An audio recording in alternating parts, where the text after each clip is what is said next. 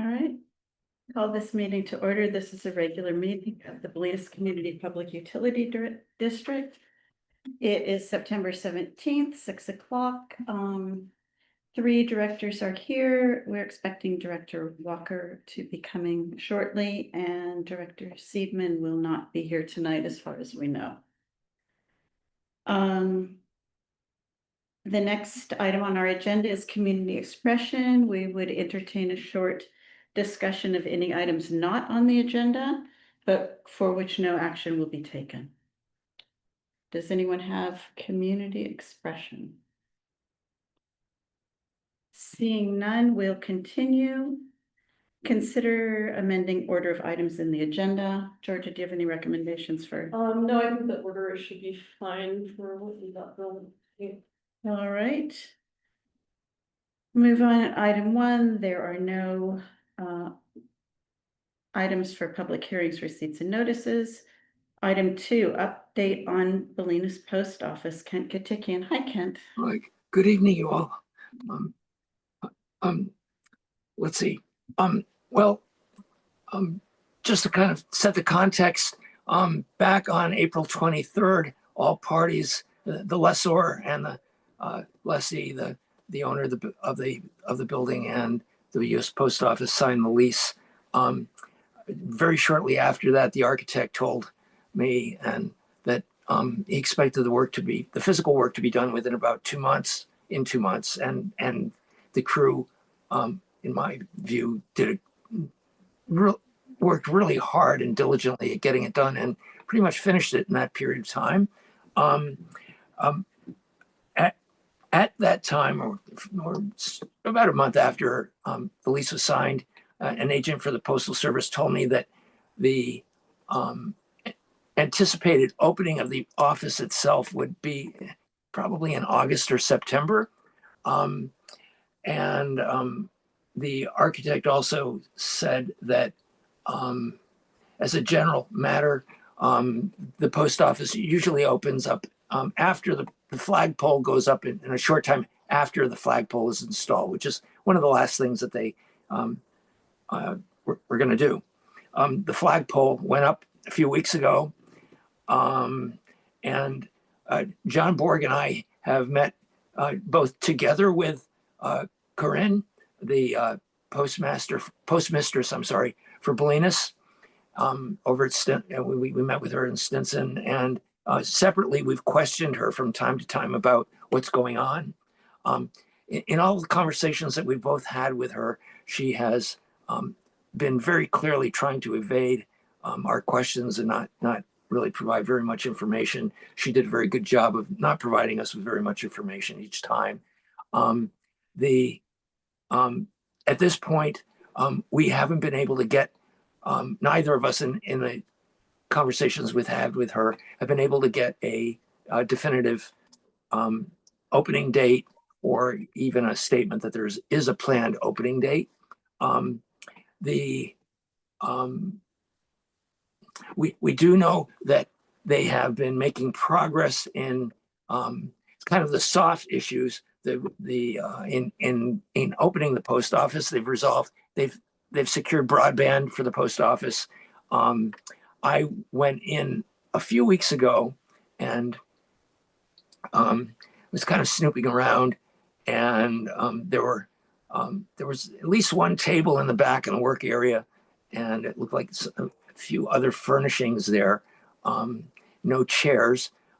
However, yesterday chairs were delivered, so they're moving ahead with the furnishings. Whether or not they have a computer there in there now or not, we don't know.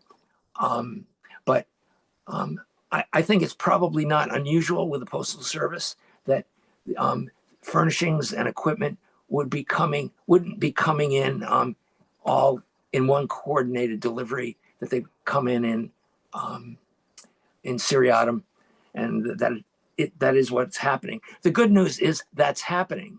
That obviously as recently as yesterday, they're moving furnishings in, so they obviously intend to do something with this building that they were paying rent on, and that something is to open up the post office for service. Um, the um,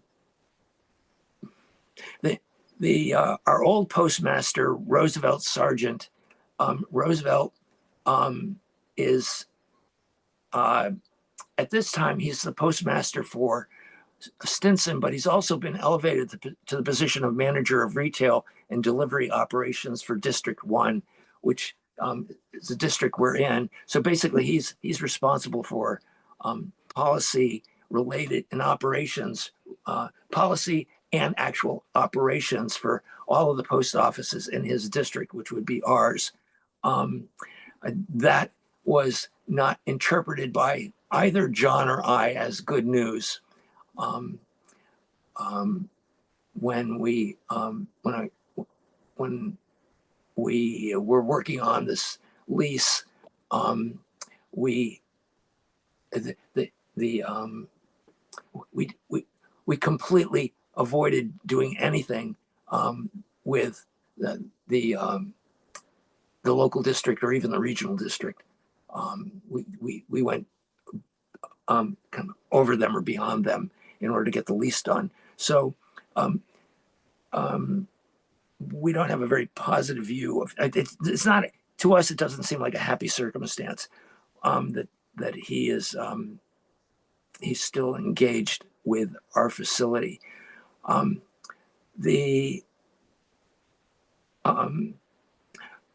Both John and I have been told, both together and separately by Corinne, and that the post office would open by the fall.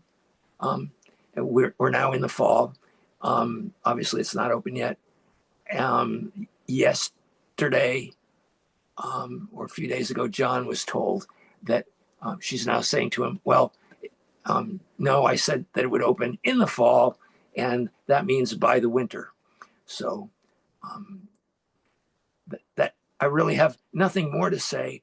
That those are the facts. I have nothing more to say about when it can be anticipated. I don't see any reason from what I'm seeing in terms of what's done there that it can't be open by the end of this month as originally planned, or as we were been told back in about May. But they're not making any commitment. They're refusing to give us a definitive date. And John has really pushed on that because he's told them that he's trying to set up a party for the opening, and he's provided that as a cause, maybe to elicit sympathy in order to get a response. And he hasn't been successful in getting a planned date, nor have I, with maybe a less sympathetic approach to the questioning. Thank you. It's not, I have been wondering about that. Do either of you have any questions? No, just thank you. You're welcome.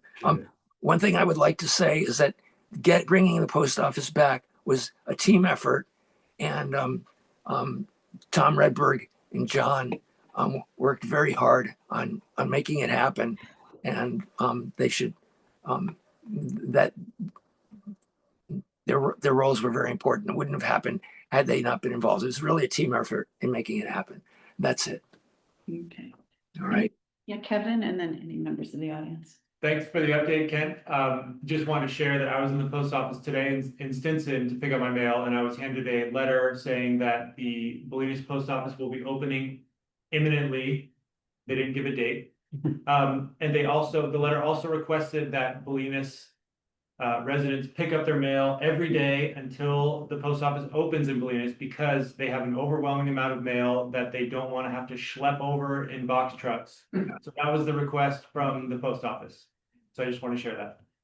Kevin, you think we all got the same? I went up to the counter to collect my mail because I don't have a box over there, and so they handed me the letter with my mail. It seemed like something they're doing to everybody, so just wanted to know. Yeah. I heard about 3 days ago that request was made by Karen of a Bolinas customer that Delina's customer pick up her packages every day, which is not possible for this particular person at all. But for the same reason, because they are planning the move, and there's so much there for them to move. They want to lighten that load. It makes the move more difficult. So that's very positive. I think we may have it open by the end of this month. Yeah. Right. Just another follow-up comment. This wasn't in the letter that she gave me, but the comment was, that they will have to be sending packages back if they're not picked up in a timely fashion. Here, She said, what she told me, again, this is verbal, this wasn't in writing. After 5 days of the package sitting there, we would get a notice, and then after 14 days, it would be sent back. So that was relayed to me verbally. So just wanted to repeat that. Thanks. okay. Anybody, would anybody in the audience like to ask a question, and then we'll move on? Sure, just want to say thanks, for all that, and also, I did say thank you to one of the Stinson Beach, postal, supervisor there, and I told her I appreciated the fact that it was difficult for them, and that, thanked them for all of their efforts, and I said that since their building is, for sale, that it might be, if we ever do get in our post office, they might be joining us in ours, because they might be losing theirs. And she said, what she did say as well, it's been fine. She said, but it's like relatives and old fish. After a while, it starts to get odious. So they're going to be quite happy for us to go. And maybe they'll be with us, who knows? Okay. Thank you very much. I really appreciate all your hard work. All right, Thank you, Ken. Thanks, Ken. moving on. Good night. Thank you. Good night. Item 3, concern regarding the condition of county maintained roads in Bolinas. Robert Hunter. I've been a Bolinas resident for about 30 years. And the last few years, I've been getting more and more concerned about the condition of the county maintained roads in Bolinas. Just as a point, how long should I take without taking too much time? An hour, 5 minutes? I just want to have that guideline of what I'm gonna. Do you feel like you could present your case in 10 minutes? Yes. Does that work? And one thing I wanted to ask, is it possible to bring up my letter? There's actually 2 letters that I sent to Bill, and that might be illustrative parts of that. Anyways, I just wanted to let you know that I've been getting more and more concerned about the quality of the roads. There's 13 county maintained, these are the paved roads in Bolinas. Obviously, BPUD owns the dirt roads. And as you all probably know, the roads have been getting worse and worse and worse by the year. And at the same time, I've noticed other county maintained roads seem to be getting more attention. For example, I've noticed that Platform Bridge Road, the connector from South Pencil Street to the Point Reyes Palomar Road, has been repaved in full twice over the last 10 years. The Fairfax Bolinas Road is now undergoing $30 million of repairs. Hardly anybody uses that road. And that's just up on the other side of the ridge. There's a plan on the county to repave or repair this side of the ridge. Again, really anybody uses that, so I'm kind of wondering why. And then last year, the county did some patching on Overlook, and they did a really crappy repair job on Mesa Road on the bumps coming up. And just, it's like they didn't really spend a lot of time on it.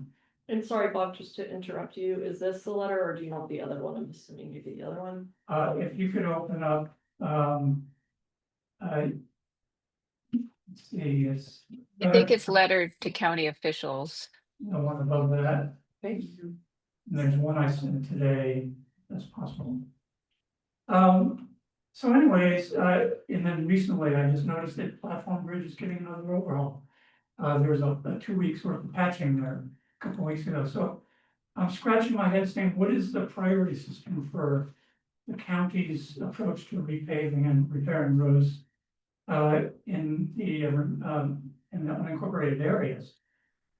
And so what I did is I did this informal road survey where I went around, took photos, detailed photos of every one of those 13 roads. And kind of categorized them in conditions from excellent to poor. And then I also looked on the county website, so that's, Sorry, it's the way that I'm sharing this is not working. so if that's a problem, then I can just, No, it's fine, it was just, I was hoping to share my screen so that if I navigate, but just didn't share the document. Just let me know if, yeah, this is great. So basically I went through and every single one of the roads, I took photos. This, for example, is the Olima Plainus Road. Just taking a quick look, it's really in great condition. Horseshoe Hill Road is also in great condition. You keep on scrolling up. Wharf Road is also in great condition. Keep on scrolling, Brighton, then the roads start to go downhill to good condition. You can see a lot of the problems there.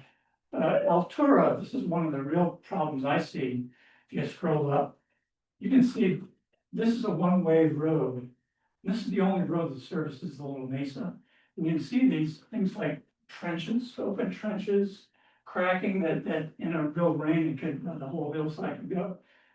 Really poor condition.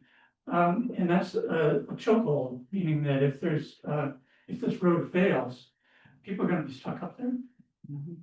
Anyway, scroll way down, I've got a chart of the mileage. It's about 12.2 miles total county roads. Keep on going a little bit more. Keep on going, there we go. So I just categorized the 12.2 miles of roads into what's in excellent condition. It's about, and then I also categorized them into what the county is scheduled to repair. And so in 2028, the county is going to repair 4.3 miles of roads. 3.7 of those miles of those roads, which is the Olima Plainus Road and the Horseshoe Hill roads, which are in great shape. They're gonna fix those roads. And I fix something that's not broke. In 2029, they're gonna do something, some work on I think Mesa and Overlook. And so that's well needed, but look at this, not even scheduled is over half the roads in Colinas. And they really are in tough shape. So if you scroll back up, you can see this is the county map on what they're gonna be repaving. So in the earlier 2028, these purple roads, which is Olima, Polinas, and Horseshoe Hill, are gonna be paved, as well as the lower section of Mesa, which really needs it. These do not need it. And then the following year, in 2029, can you see okay? Or Yeah, I can. they're gonna be repaving Overlook and then Mesa Road out to the water tanks. And these really need it. So anyways, I wrote a letter to the county, kind of scratching my head, so I saw this 4.2 miles of Olene's Fairfax Road, which hardly anybody uses.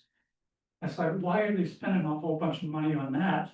And they're saying they just don't have the funds to fix roads. So I wrote a letter to the county saying, you know, what's the deal? What is the priority system for fixing roads? I sent it to Dennis Rodoni and the other 4 supervisors. I also sent it to Christopher Plunk as the Director of Public Works, as well as his assistant. And the same day Dennis Rodoni responded. Christopher Plunk responded. Dennis Rodoni said he's going to get together with Christopher Plunk. This was late in July, so I haven't heard back from him. And then Christopher Plunk's letter was very interesting because it basically said, I don't know if you can bring up that second document. yeah, Belle, do you know if that's in our materials? Cause I only have the county response. It Hmm. should be the let me- county response document is the one I think he's talking about. This one, here, let me, it's very annoying that I'm not. So Sorry about that. Oh, no, it's fine. It's just I wanted to share my actual screen as opposed to individual documents. So. So while you're doing that, I just, I This also one, copied. sorry, this is, yeah, from Christopher Blunt. Yeah, that's it. He's up here, I can blow that up. This is Dennis Fredoni's response. And then this is Christopher Plunk's response. And I appreciate him getting back to the same day. But essentially, the message I'm receiving is that he sent a graph, which we'll look at in a second. But he also references this thing called a pavement condition index, which is some measurement that the county uses to assess road conditions. And essentially, he's saying that using this PCI, which, countywide, the index was 50 in 2010, and it grew to 68 as a couple of years ago. So that means overall, county roads are improving. I haven't seen any kind of paving project in Venus, except for the patch that they did last year, since, for many, many years. So the county scores are going up, but we seem to be getting ignored. And so again, I'm wondering, is this Christopher Plum saying this is the way we do things? And you're just gonna have to wait? But I'm also concerned that these roads that are in bad condition are only gonna get worse and worse. And if you could scroll down to the next page on that, is their response and the way they look at roads is that you can see this is the life of a road, and this is the condition of the road. And they say, if the road's in excellent condition, it's better to spend money when it's in good condition. And if they wait, the cost to repair it becomes much greater. But however, that doesn't capture the whole picture, because if they're saying that's why they want to fix Polina Fairfax Road, which is in excellent condition, that makes sense. But it doesn't take into account all the other roads that are failing in the town. So I wanted to bring this to the town's attention. I sent a letter to you guys, also to the fire district. And the chief has responded to me, but I just wanted to open it up to a wider audience. To see if people in the town want to bring this up to another level. Obviously, it's a political one. And I'm just one voice, but obviously, I'm not sure how hard Dennis is gonna push on it. And it may need some additional voices to push that on. Yeah, can I just add a couple of things? So basically, I meet quarterly with Dennis. I brought up your letter that was coming before us. He mentioned that he's interacted with you directly. So, I'm happy to continue to push on that. And then additionally, Robin Bartlett, who Chris mentions in his letter, is basically my primary contact at DPW that I work with. And he's really been super responsive to things. And so, but again, it's like we have kind of a limited bandwidth. If this is where we want to put our energy, I'm happy to do that, upon the board's direction. I can obviously, next time I talk to Robin or reach out to him to discuss, like whether, I can imagine like looking into this PCI or whatever index that some of it is basically, I mean, again, I'm just like totally speculating based on what you just said, but you can imagine you could like make that number much higher by a long banded road, where, cleaning up a road that we all drive over every day, that's really small, doesn't really do a dent to that index. And if your primary objective is to increase that index as opposed to serve communities, to what extent is that really a sensible approach? And whether, things like surveys to the local communities, whether that should, effectively, I'm not that you shouldn't have these indices, but, maybe you should bake in some of the kind of community, input into an index like that anyway, but. Yes, comments from the audience and then from the board. Hi, I'm Nina Oley. I'm one of the Little Vista residents, and I have to admit that I'm on periphery of of what was happening with the roads going up and down the Little Mesa. There was sort of a big push for a while. And one of the people who was really sort of working with the county on that, Michael Sullivan, you know, recently they decided to relocate. I think their family was hit by the fires in LA. And so what I understood this is specifically the Little Mesa roads, was that there's some, Altura and then Crescente comes down, which has had some big slides in the last couple of years. It's in also awful shape. That there's some sort of, they're in a sort of a different category, some sort of county/private partnership that's supposed to be maintained under some kind of a separate situation. That all have gotten very, sounds like fairly amorphous, to be honest. And, so I don't think I think the person who had been sort of in charge of keeping the county aware of that situation specifically is no longer doing that. And as far as I'm aware, no one has taken that person's place. So I kind of sense that the county has been a little bit like, well, we're gonna wash our hands of it. Out of sight, out of mind. No, sweet. That is my sense, because that road in particular has had, some real problems and continue, you know, on the depth. While the Altura side coming up looks really bad, actually, the undercuts on the Crescente coming down are really a problem and are quite unstable, and as of yet, there has not been a solution, so. Yes, it. It turns out, I don't know this person. You guys might be neighbors. And all I can say is, yep, what she said is absolutely true. And I think the most important thing he said is Altora is dangerous, but the backside is treacherous, really and truly treacherous. And I mean, it can go, it went. It's not that it can't go, it It went. went, and the repairs that were done to it were, this is not, I totally appreciate all the repairs that were done to it, but it was understood even at the time that they were a stopgap rather than a full.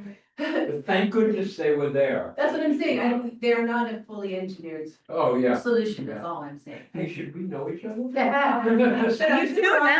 Yeah, so I'm 76 Altura, and we've had that. I'm 1%.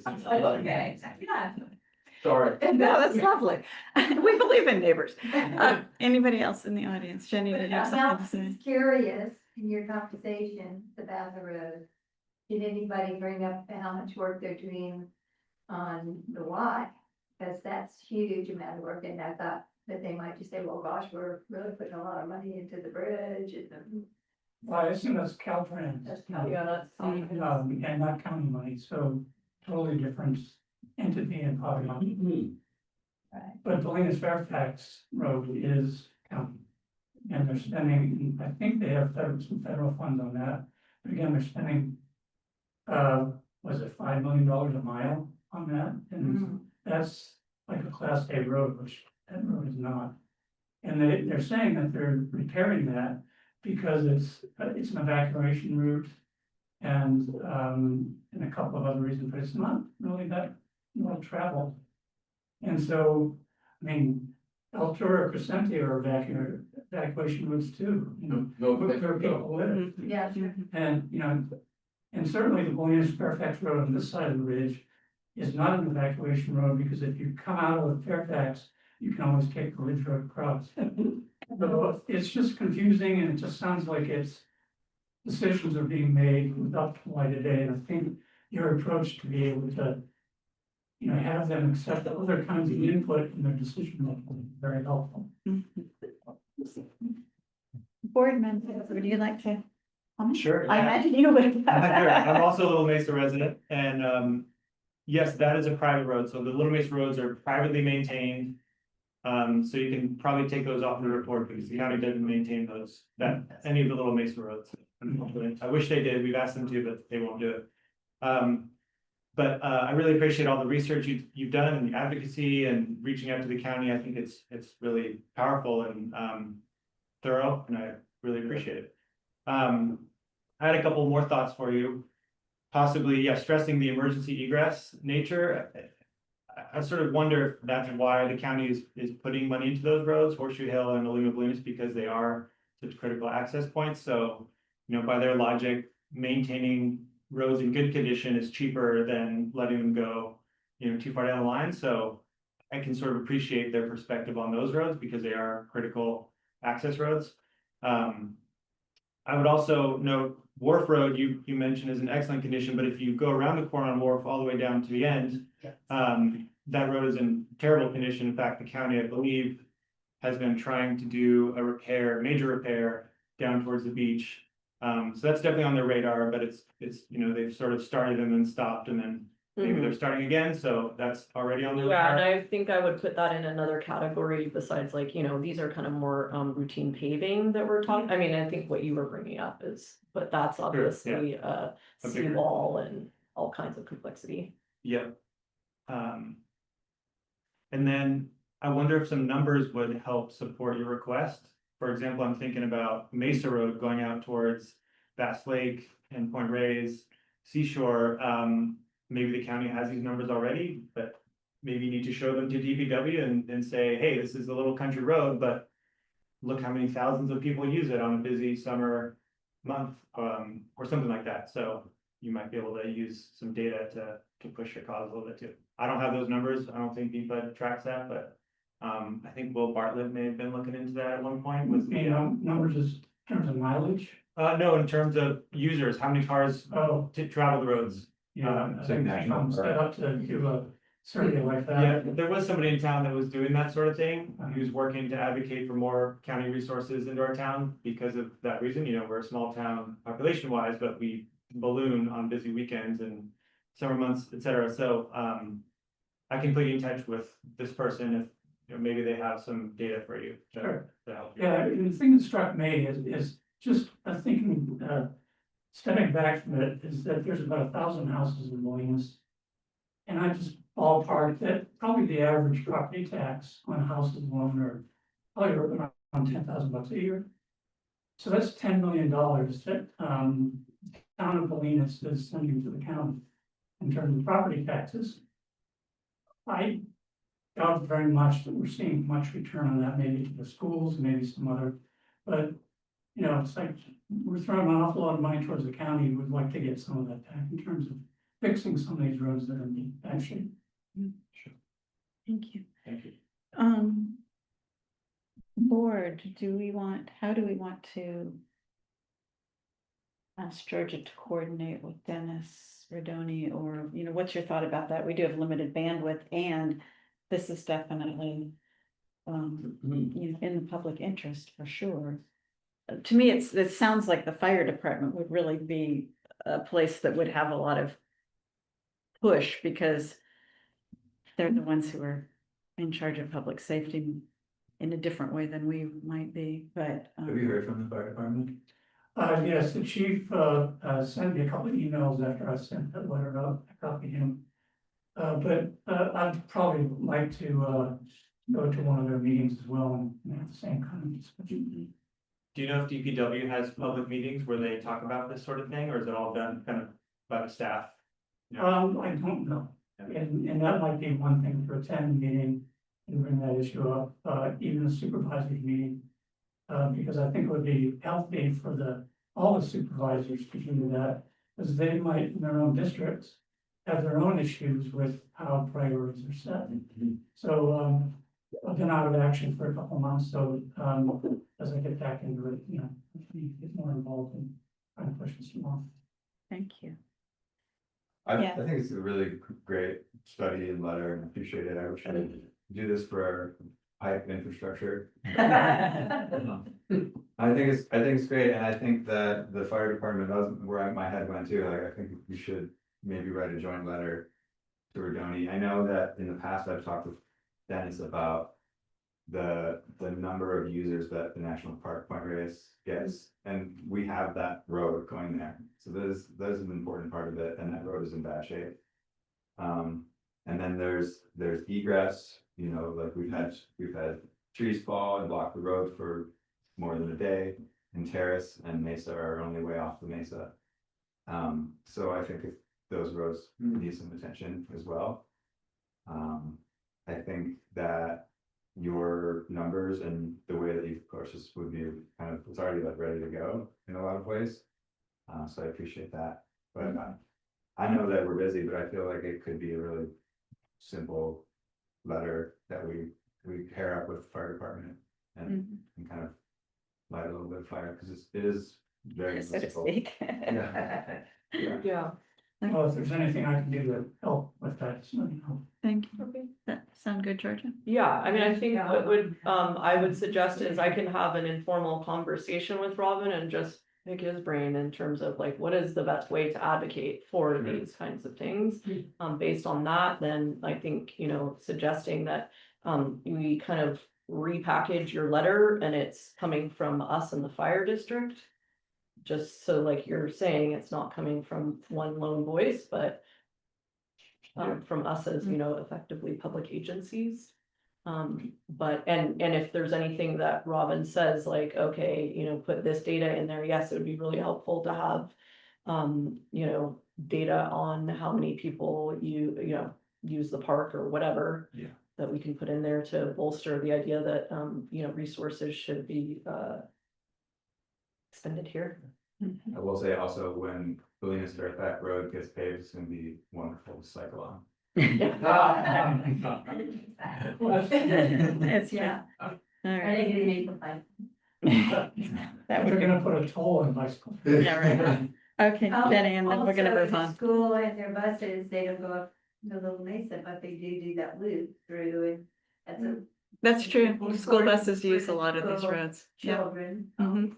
Yeah, Keep them in mind. yeah. Thank you. Good point. Yeah, it's good points. All right, thank you so much for all your work on this. Appreciate it. All right, we're gonna move on to item 4, sorry.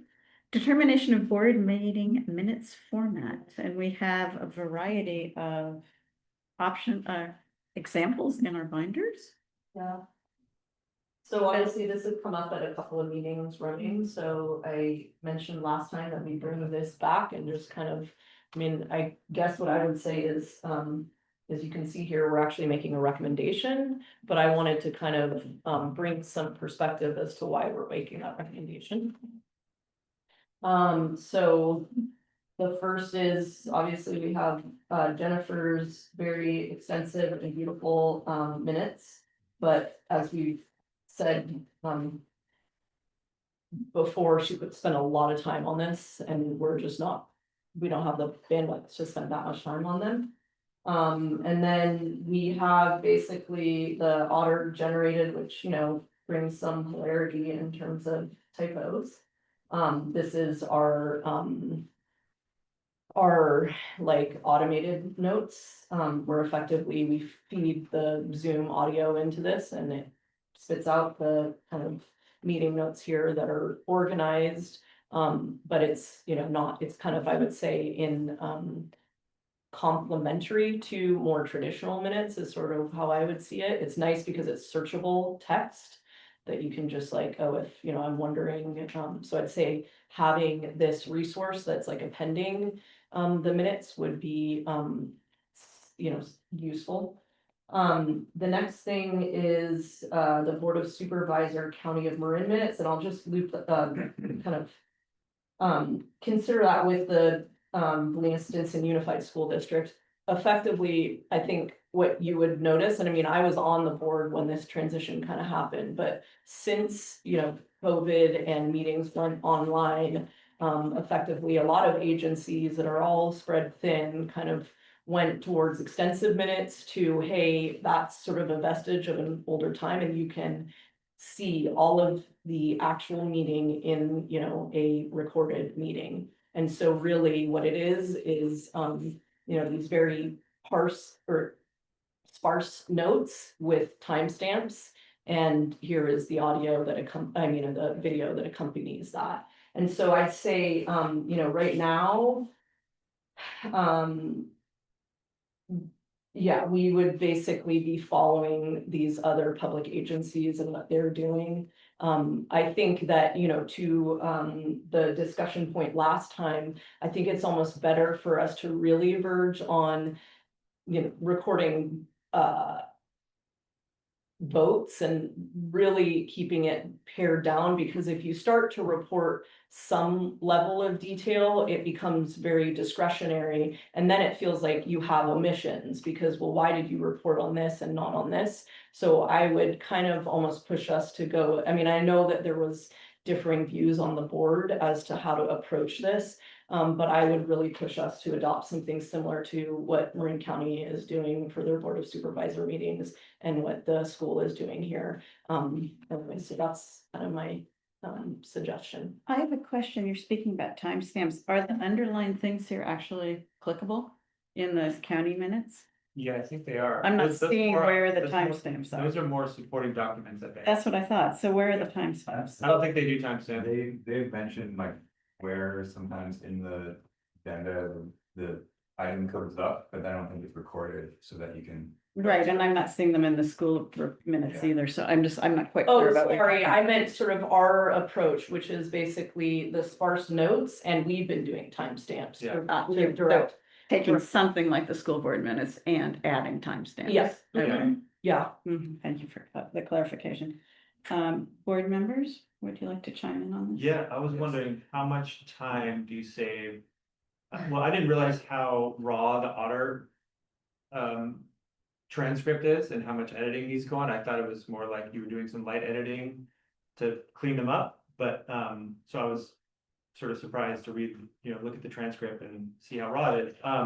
So I'm just wondering how much time do we actually save? Because I think the reason we went that way was we're hoping to save you guys time doing the minutes, but is there actually any time savings compared to just doing it the old, the way we used to do it? Just, I don't know, probably listening to a recording and. typing Oh, up yes, it. definitely. So there is still a time. Yeah, savings, there's a but- huge time. I mean, like we pointed out here, Jennifer spent like 8+ hours, almost a full day of work leading into the meeting to, and then that meant we were also sometimes behind on minutes and stuff like Yeah. that, because it was, a lot of time spent on it. Jennifer took notes while the meeting was going on, Mhm. and So then how- she took time. So how much time would you spend Question, editing an Otter transcript to create the minutes that we? Well, Danny is doing that currently. I mean, I think that she spends, she listens to the recording while she's then, editing the minutes at the same time. So she's also, I mean, it's also an opportunity for her to catch up on what happened in the meeting. So it's like, it would be not appropriate to consider that all as like, oh, she's just doing the minutes kind of Right. thing, because it's helpful for her to know what happened in the meeting. But I think she probably is spending about an hour or, so. Really? Even if the meetings are 3.5 to 4 hours, you have to listen? No, I think she's spending a few hours, but it's I would say- significantly less than Jennifer's time. I think what she's doing is watching the video and then, But. yeah, and then Yes. kind of going through. The Otter takes so long to reconfigure that it's almost easier just to watch the video and sort of do the minutes as you go. So I'd say it's her a few hours. I mean, before I saw your recommendation, I read through the school meetings and I thought, oh, that's the one that resonates with what I think we need to capture. Mhm. And if we have a recording, I think that works. I'm mostly interested in like, not what was captured and discussed, although I know that that's important because we had to go back and look at that, but if we have recordings, if we have that available.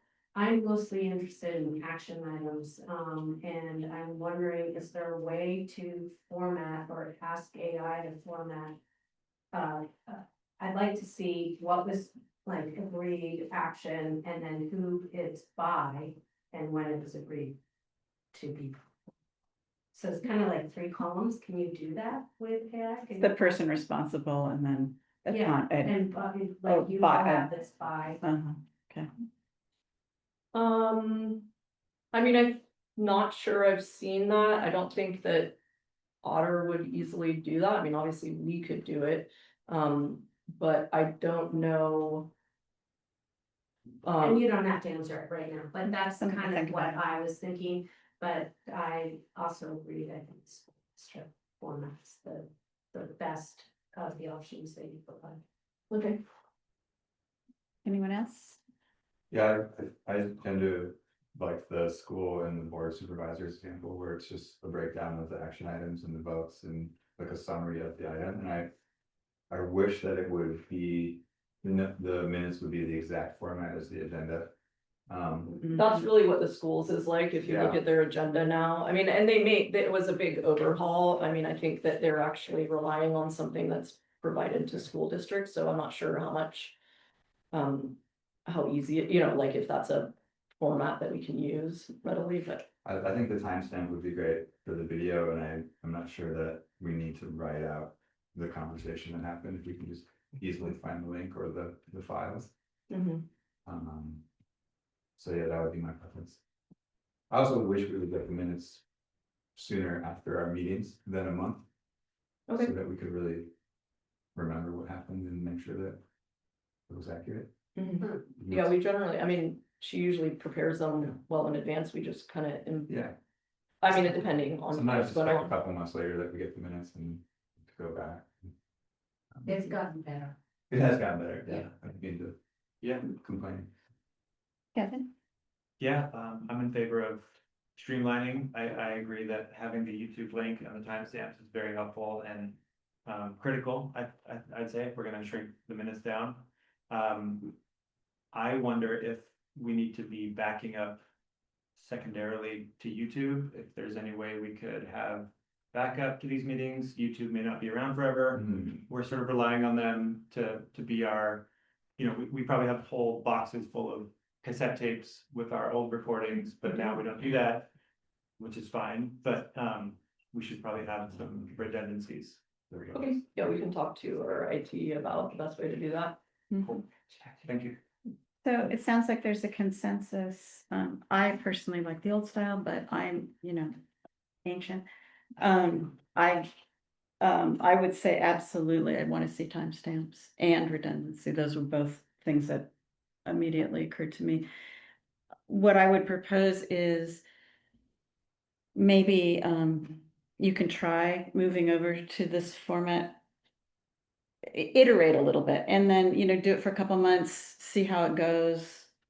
We can take a look at it and then go from there. How does that sound for everybody? Yeah, I think Is that okay with it's you, definitely Georgia? iterative. Yeah. And, I mean, to be clear, this is definitely something that, I'm leaning on Annie for, so, it's hugely helpful too. I mean, I know that we discussed this and we're like picking this apart, so I just want to make sure I'm also expressing Annie. Thank you. Yeah, Oh, absolutely. No, I think she's been doing an amazing job.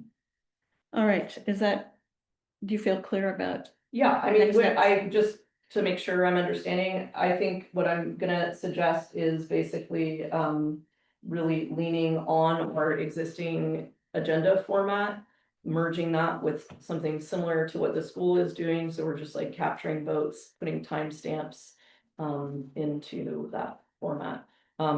Like I said, I think it is still helpful. I mean, this is more from a staff perspective, maybe also from the board perspective too, and the public for that matter.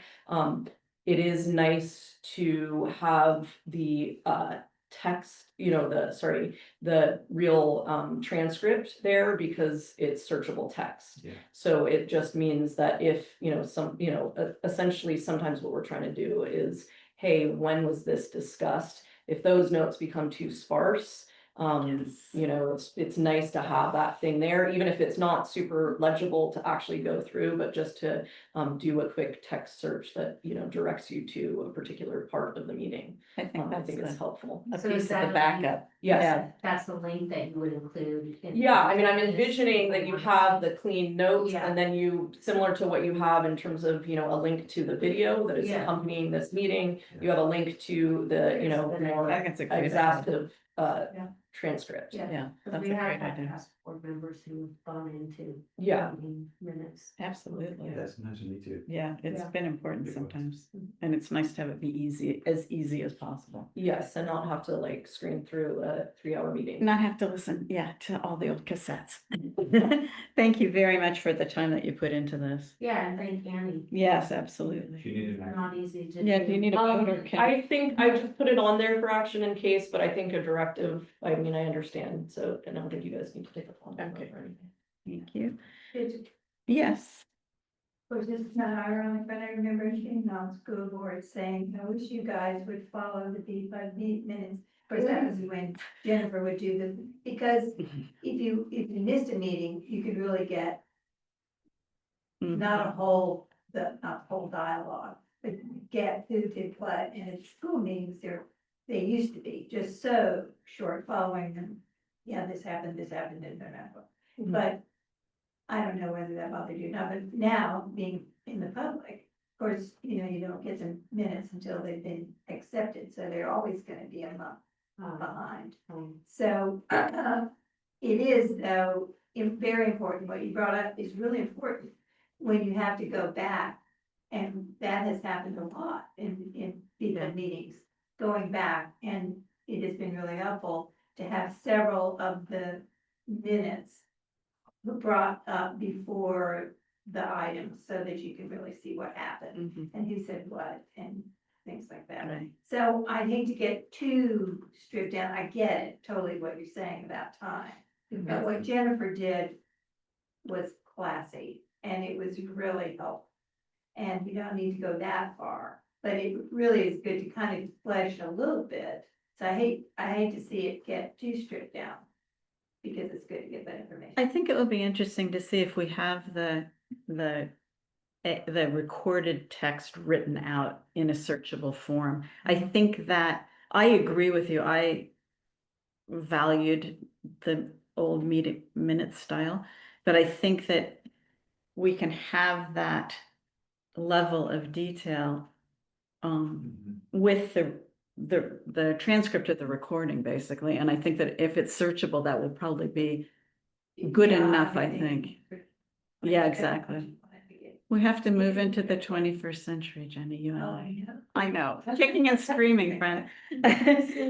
All right, One more thing, so sorry, now we're talking about having a transcript sort of attached to the minutes, so does that mean we'll be approving the transcript as well? No, Does that I think mean you're for approving the projects? minutes. These are basically appended materials that are intended to help, you know, down the road when people need to search stuff, like the video. Okay, You guys are. I think if you had a question in reviewing the minutes, if you could hit a link so that you could see the full transcript or video, that would be useful, so. yeah, That's that's what what we I have was- now, basically, right? Yes. Hitting a link to the certain time, the timestamp. To the video, but it'd Yeah. be nice to have it written as well, like.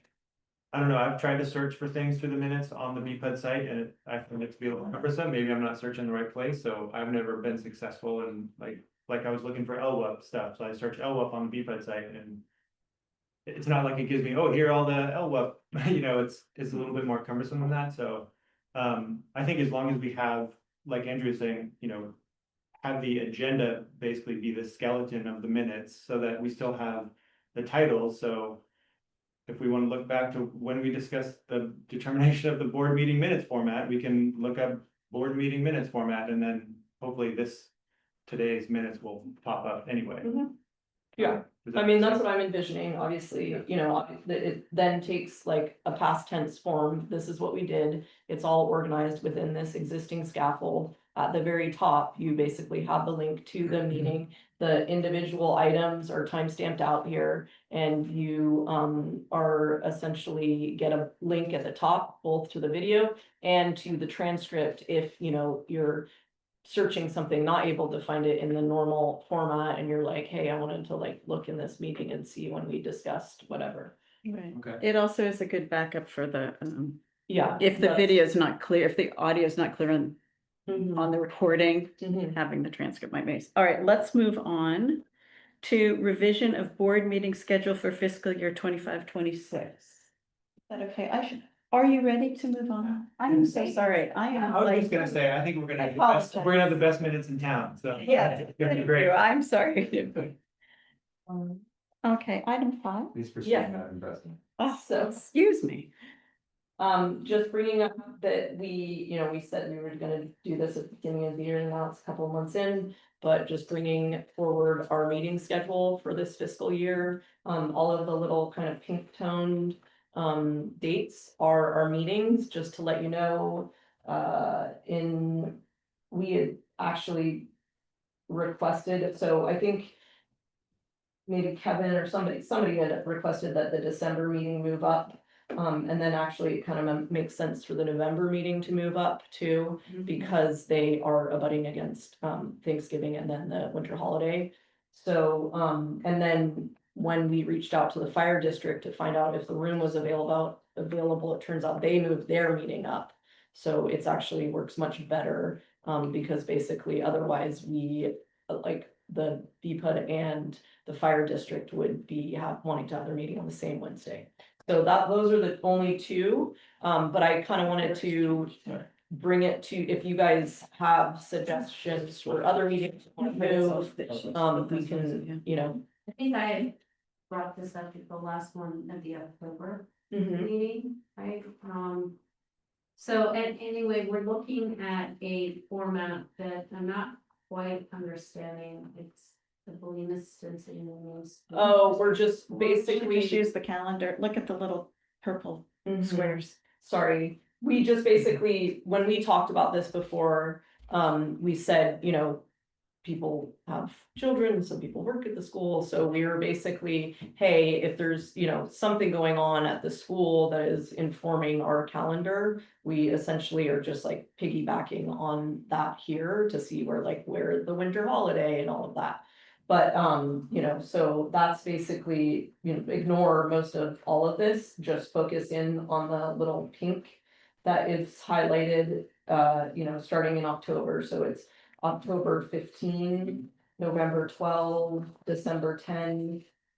Going forward, and if there's, you know, essentially what I was bringing forward here is if people have requests for other meetings similar to our November and December meeting that they want, you know, moved, Right, I'd say bring those forward and you guys can have a vote on it. okay, so this is just reference. Yes. Because Will Jack's not here because he's colorblind. Okay. This is, Okay, February's Um, moved as well, right? yeah, so I mean, Yeah, even though I have a kid in school, I'm familiar with this format, I'm not familiar with the associated with Bolinas school.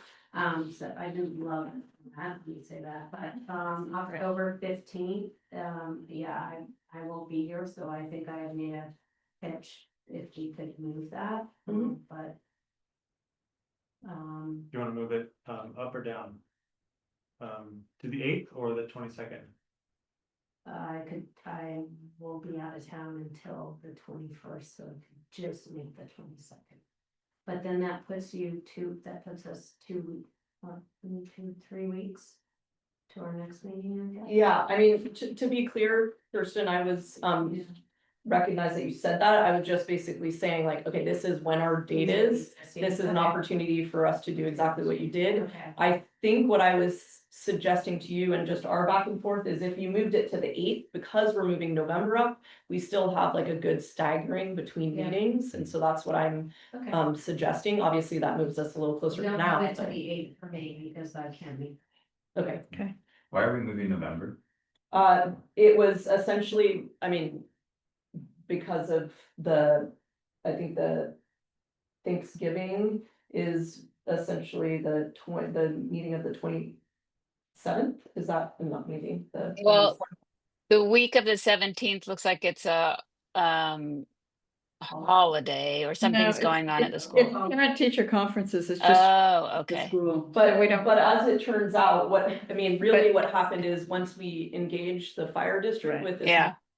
They are right abutted into the Thanksgiving, so they need to move their meeting up. Got it. I mean, if we want to keep it as its normal time, we could meet, but not in here. We would have to meet at the district office.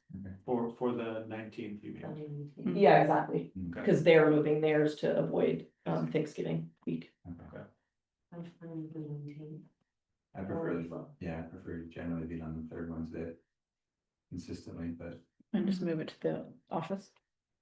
Yeah. We could do, I would do that as well. we could probably do the library at school too. We wanted a little bit bigger space that's warmer and nicer. So move November back to the 19th. I would say so, yeah. Alrighty, What about And October? December to the 17th, is that what you're saying? You want the third? I think there's like an actual board member conflict with the 17th, right, Kevin? Me? Yeah. Is that your request, December? I don't think I made that request. Yeah, but I was. Okay. Wasn't. You made that clear last previous in I previous year. I did, Yeah, yeah, so- previous year, yeah. I will probably have to miss that meeting regardless of when it is in December, so. Okay. I don't think it really matters. I mean, yeah, so we can basically push both of those to the third Wednesday. We just basically Okay. will have to find a different meetings place. Is that okay for? Oh, so that means October 22nd, November 19th, and December 17th? Well, it'd still be October 15th, but we can Mhm. move that to the 22nd if you guys wanna, because then you would be able to make that meeting. I think that the firehouse might be moving their December meeting. Yes, they already told us they're meeting on the 17th and the 19th. Hmm. So that's when our normal, Sorry. November 19th and December 17th. Okay, So they're moving their meetings in those 2 months up here, in here up a week. They okay, already meet on Wednesdays, they just meet on the fourth Wednesday, but now they'd be meeting on the third Wednesday. So basically, if we wanna keep those times, then we essentially just need to find somewhere else to meet. okay. Please publicize it clearly in a Yeah, lot of places. I know, it's You're- tricky. You're making life miserable for us meeting goers, not that there are a lot of us. Jenny, I'll just call you. Do you go to both meetings? I go to every meeting because that's what I do, and then I write about it because minutes don't come out for a month, so I put it in here. Mm. And it's really very frustrating when a meeting is moved forward because, then you don't have another opportunity if you miss the meeting, if you think it's gonna be the next week Mhm. and it's the week ahead and you miss it. But if it's moved back, then if you miss the meeting, you still have an opportunity to get to it. And I don't expect you to do everything to make my life better, Yeah, but, it would. so, but then to Jenny's publicize. point, though, if we already know that the fire district is moving their meeting up, I mean, you're gonna be in a position where you have to be two places at once, so. True. Right. All right. I Which don't do means that we well. only look at it in a separate day versus. But Anyway, I'd like to wrap this up and move on because we still have quite a long agenda. Do we have a Should suggestions here, Let's folks? finalize at least through the end of this year, Yeah, perhaps. through let's the do end of that. December, so Mhm. we're in September, so looking at October. Kirsten's asking if we could. Well, I think we all agree that maybe we push it back a week to October 22nd, but that would mean we'd be in conflict with, we wouldn't have this room, so we could do it at BPED. Or The at the building or school. at the school, Grace Mhm. thinks, so. Yeah. What do you guys think about moving it back a week? I'm okay with that. Mhm. October 22nd? Okay, and then the 19th. In the again, maybe at an alternate location, Yeah, November 19th. and then keeping it on the third. Wednesday, then the 17th. At an alternative location, so we'll have a couple meetings in a different spot, but we'll maintain at least 2 months of consistency with the same. We need to vote. on Date. this. I think you should probably vote on it. Okay, just would to- somebody like to make a motion? To accept the dates that we just outlined. Second. All in favor? I, Okay, aye. Okay. All right. Thank you. Are we saying locations TBD, like for the? Yeah, I'll look into potentially. I've got to double check to make sure there's not any meetings. I mean, I'm offering that up because, We've never done one at the school, as far as I know, Yeah. so you should try one if the school's available, you should try one and see what that's like. If Yeah. you're up for that. I'm up for it. All right. Item number 6, nothing there, correct? Mhm. Item number 7. Non-compliance of limited water use permit 61 Crescente. Sid, hi. Me. Okay. You're on.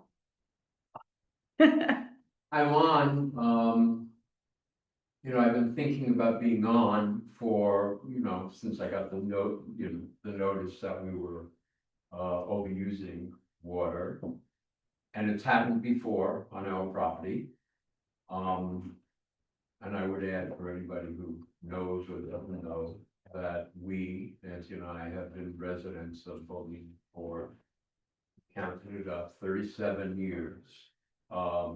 And good citizens, and good community people. We're also environmentally aware to beat the ban. My wife will no longer, she told me just this week, no longer can we use liquid detergent in our laundry. There's a certain kind of pad or something. The pods maybe. It's not a pod. Oh, No, no, no. They're like paper, yeah. Paper. Okay. It looks like paper. And I said, Nancy, come on. And she said, yes, that's what we're doing. I guess I'm pleading that we know what we're doing for the most part. We did get the note, and as I said, it's happened before. We have a nice hunk of property up there on that very same Mason. Yes, I know. And, 2 doors down. and where, it takes water to do the job of keeping the cliff intact. Part of the reason we live where we live is that one day the cliff went completely because of actually it was a deep pipe issue. There was a pipe that they didn't know was leaking many years ago. And a whole, the road that was Altura went right in front of our house. Yeah, but then the road went away. And now I'm happy to say we have no road about, but this is way before we moved there. Years ago. I wonder if you have the numbers, since you guys told us that we were doing the wrong thing. Not when we were doing the wrong thing, we know it. And we toned down the water and then we toned it down even more. And I wonder if you happen to have the numbers with you tonight. We do, we have the numbers here going back for each quarter that the meter was read, going back for 4 years. All of your numbers. It's not the four, You're talking about the July. I'm talking about. Yeah, there was a significant reduction, Mhm. right? Yeah. Yeah. Between July from 7,300 cubic feet to August, you notice a 1,781 cubic. And if you have the current numbers, I just know we decided to do something we didn't want to do, which was, we left some water on to irrigate the plants around the house, not the lawn or any of that stuff. But then last week, I think it was, my wife said, just let's shut it all off, and it's off. Now, okay, big deal, it'll come back, we know that. So I think we're being responsible to what we know and, what has been, and the fact that we're overusing water, and of course, then there's the question, and I asked the woman who is now, the person at the water district, who is that? Oh. You're talking about Annie or? Annie, I think, has been talking to him. Annie. Annie, Uh-huh. yeah, very nice, very accommodating. I got to her, as soon as I got the very first letter, I got to her right away. She was happy to hear from me, that we were paying attention to it. I said to her, how can we possibly change the allocation that we have? And she said, you can't. Period. You just can't. So I can only tell you that we know it, we're working on it. It's not that we're working on it, we don't know what to do except shut the water for a certain period of time. And we feel, responsible to not only to the district, but to our community and to, I like being at this meeting. I haven't been at a meeting like this in a long time. It's nice to hear what's going on around here in terms of what you all are trying to do and what we as citizens are trying to do. So that's my case. I have nothing else to say except, sorry. I have a question, Yeah. just remind me, so, Sid gets this letter in July. If he had addressed it and met the demand or requirements, then this wouldn't be coming in front of us. Uh-huh. Okay. It would not be, but we did address, we got the letter, we think we addressed it pretty quickly. Maybe not right away. You- Yeah, Bella, if you wanna. You have to come under the limit in the letter. So basically, because it's you have a 3 month limit, basically of 4,700 cubic feet for 3 months. You have to do a third of that within a month. And so you went over that number for that 30-day period. Understandably, you're trying and you brought it down and you're working on it, but that was why you've Well, come back. I guess I can plead, ignorance, we didn't know, we had to bring it down a certain amount quickly, but we should have known. Yeah, it's in the letter. Plead ignorance, you know what I mean? We Yeah. should have known, but we didn't. And, it'll get better because we're making it better. And, by the way, of course, when you're over, you pay. So we've been paying in a big way.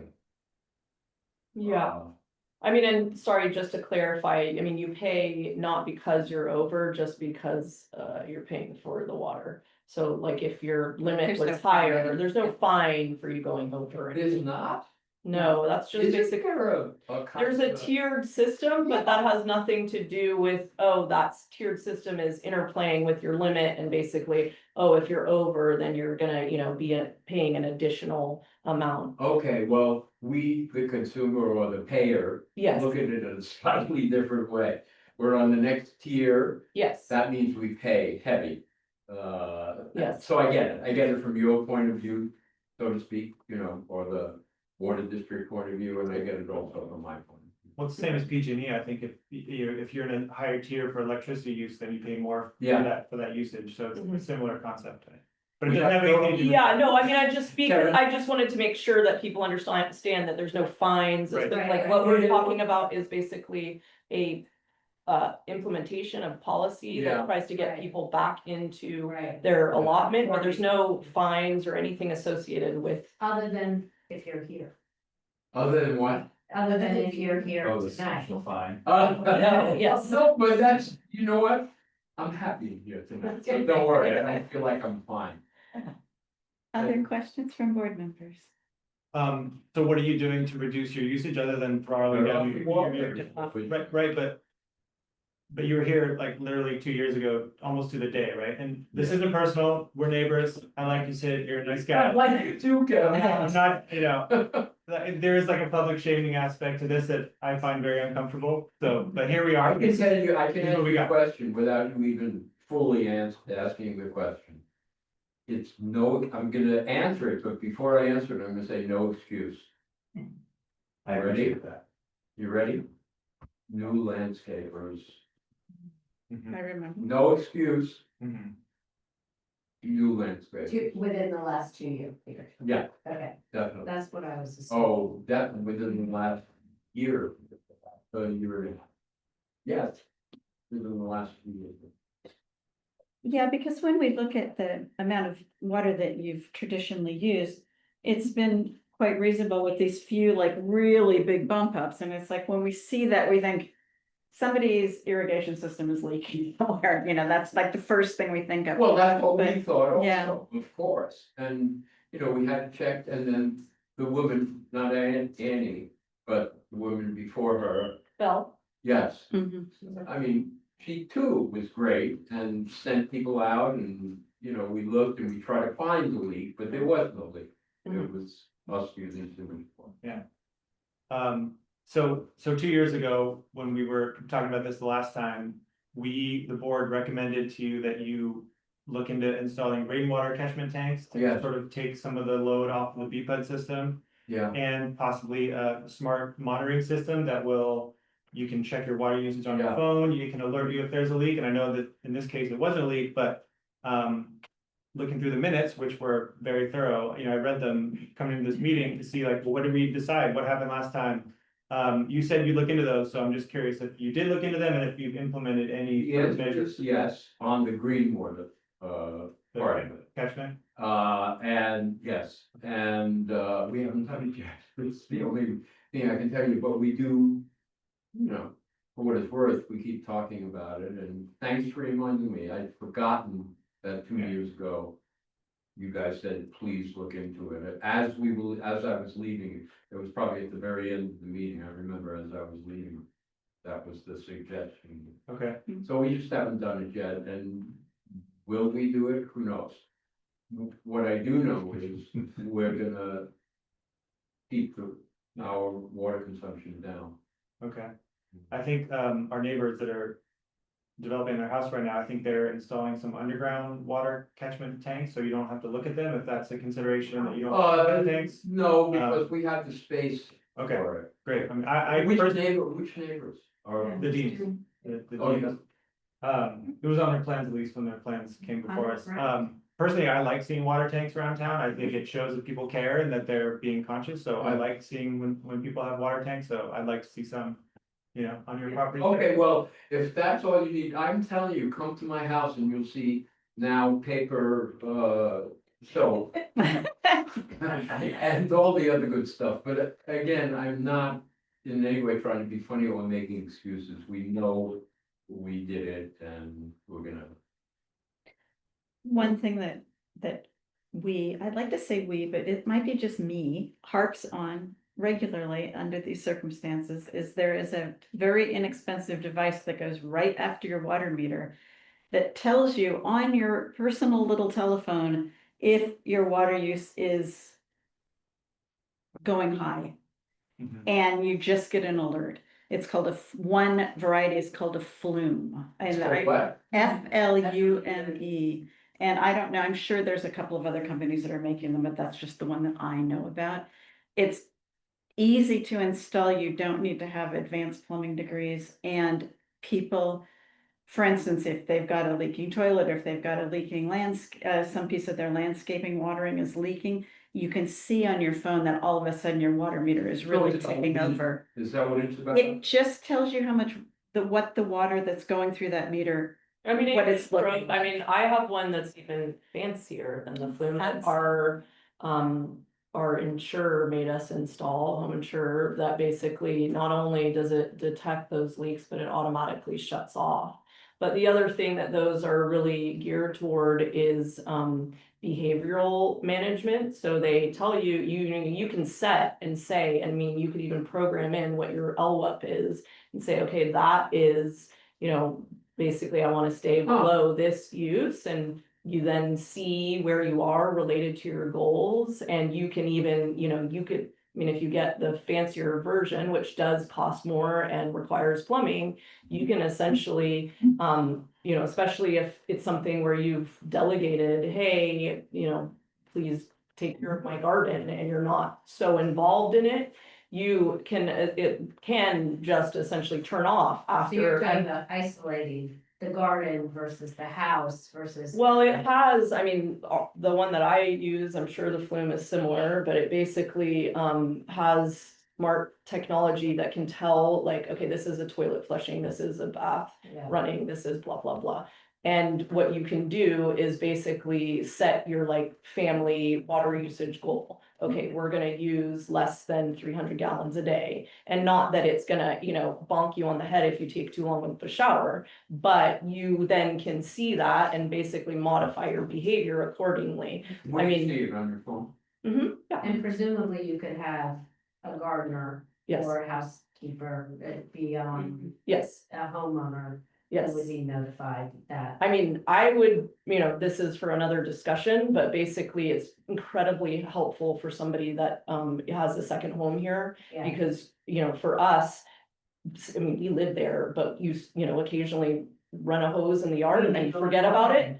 And it, just turns off automatically after you set a threshold for how sensitive you want it to be. And it basically engages. It's really, I mean, it's saved us a ton of money because, we're not used to being homeowners, or we're not, my husband is not as attentive to that, and is just, essentially, and it's just this fall safe that just cuts Well, off the other after. thing is it can help reduce your insurance.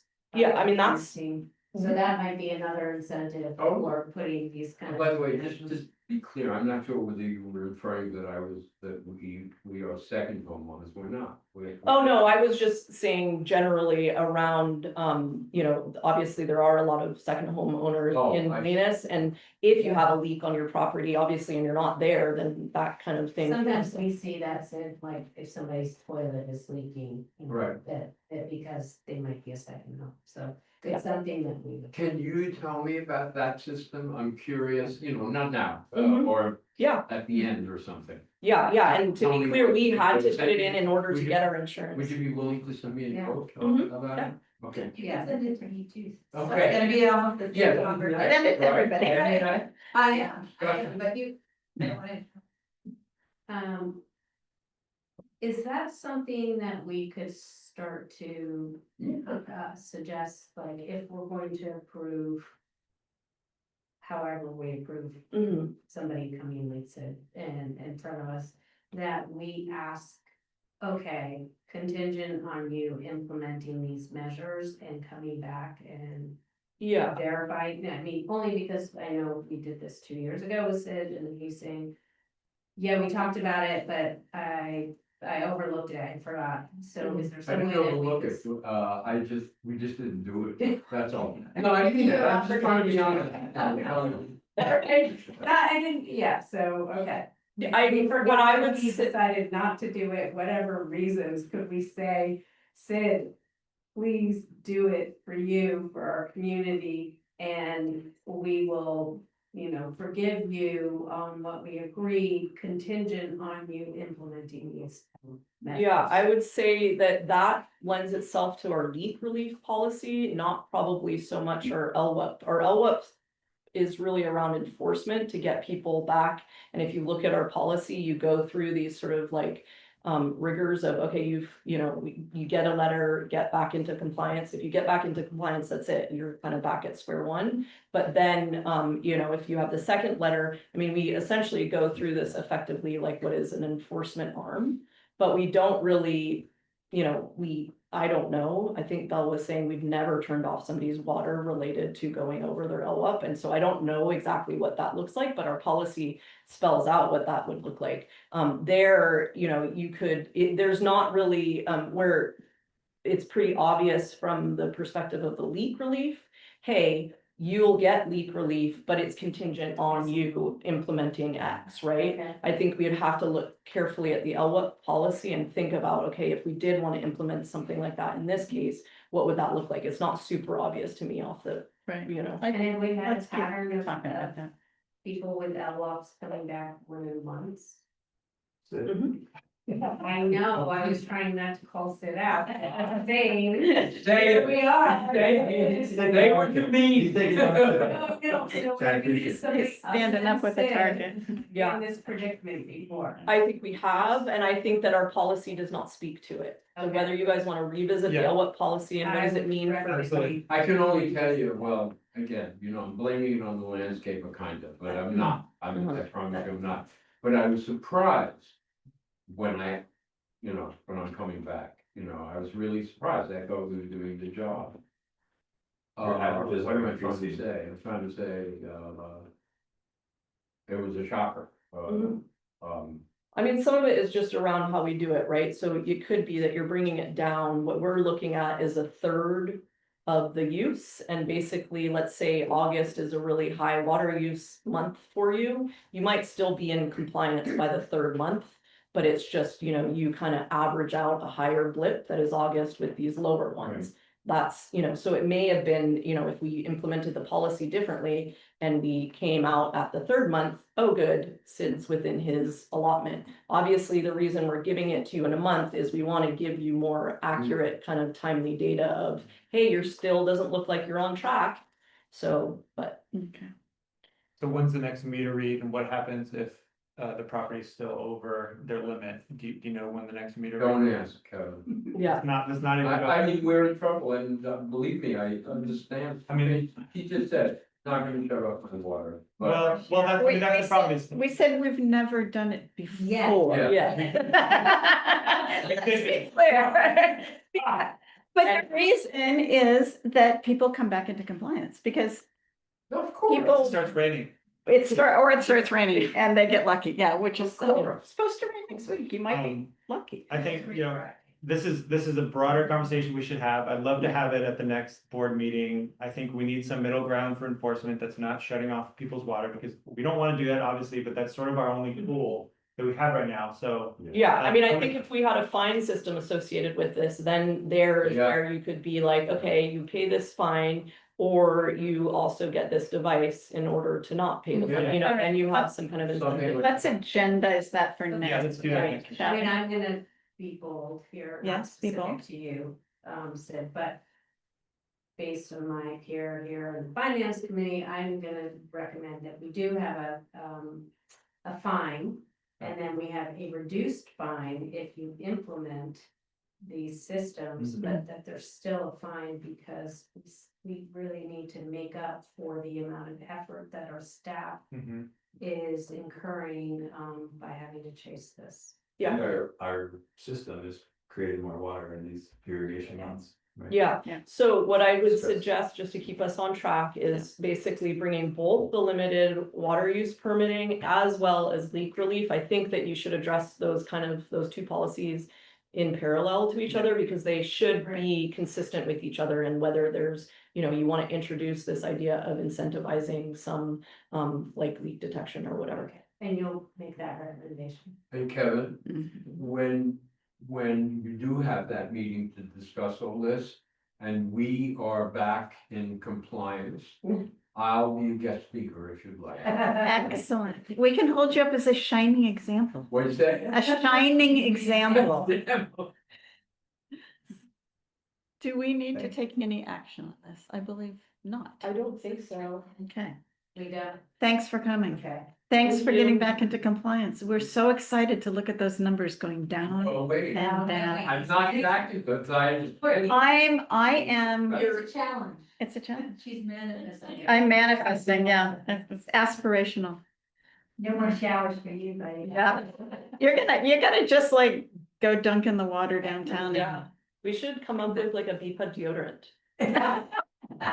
Oh, we've been talking about merch. Let's double that. Yeah. Merchant. Excellent.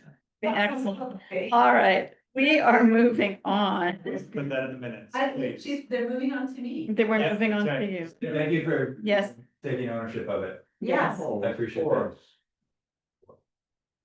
It took me a minute, I have to just tell you one more thing. and then It took me a minute, because when I, 2 years ago and now. When I saw it, I said, something on a dam or what's with BPUD, something like that. You thought it was our fault. Anyway, I took ownership because I own it. Okay. Thank you. All right. I'm sorry, I have to stop and laugh. We are moving on to item number 8. Non-compliance of limited water use permit 76 Altura.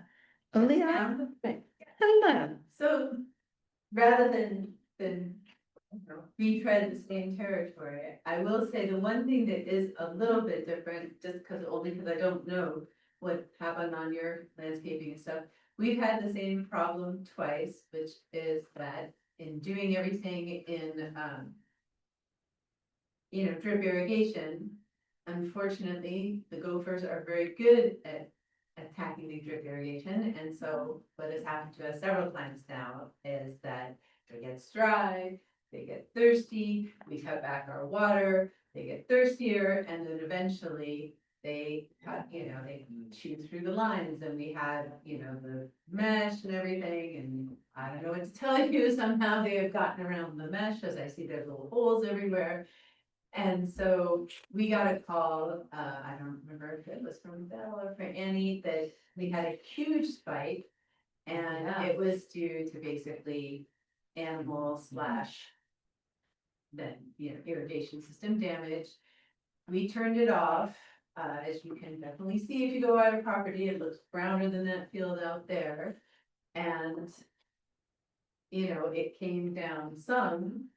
But we have not been able to find any other leak, we've checked. So I don't know, the only other thing I can come up with past that spike is that, you know, we did have some construction that we did around taking, you know, had this hedge of fuel, Tonkin fuels that had to come down because it's such a fire hazard, and that got all fixed and replaced. And though we tell people to be careful about the water, you know, when you have a bunch of guys out there doing construction, you never know, you know, they're hosing it down, it's a lot of dust. And I will say that now, the sisters would like to take down the hedge on the other side, and so likely we will be in the same situation. So I'm not sure how best to account for when we have spikes like that that have to do with construction, that's, some of it is for our benefit, some of it is for our neighbors' benefit. Do we tell you guys ahead of time? Because again, I can tell them whatever I want to tell them, but I am sure with that amount of material coming down and it's gonna be, you know, you're gonna have to keep the dust down to some degree. I'm You're sure. talking about dust down for a hedge removal? Sorry. No, we have those. I know that huge hedges. hedges. So when they come down and they're, you know, bringing the machinery in to take out the stumps and pull them all out and so forth.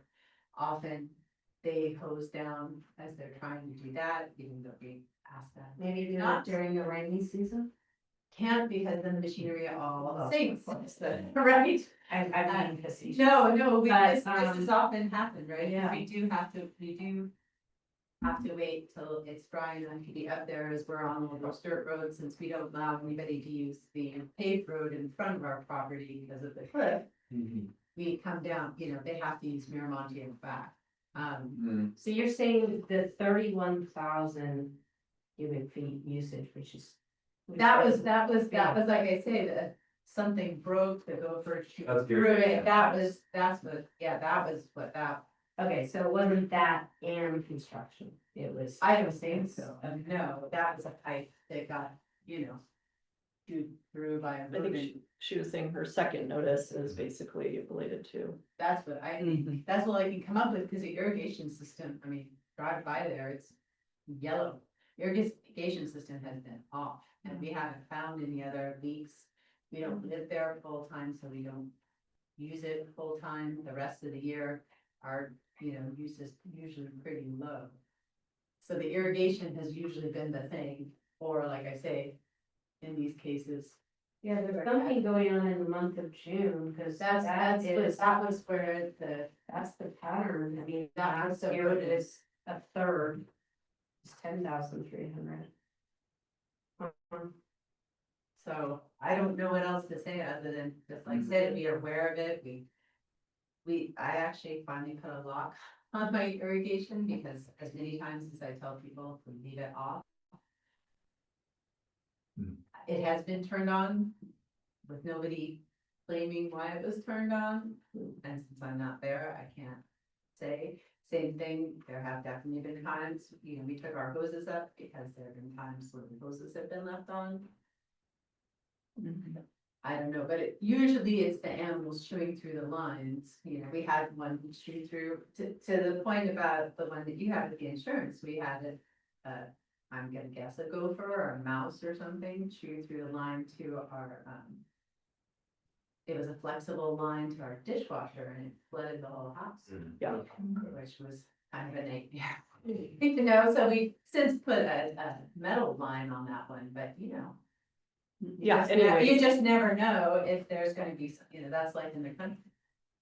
So, all I can say is same thing, we're aware of it, we have our irrigation off.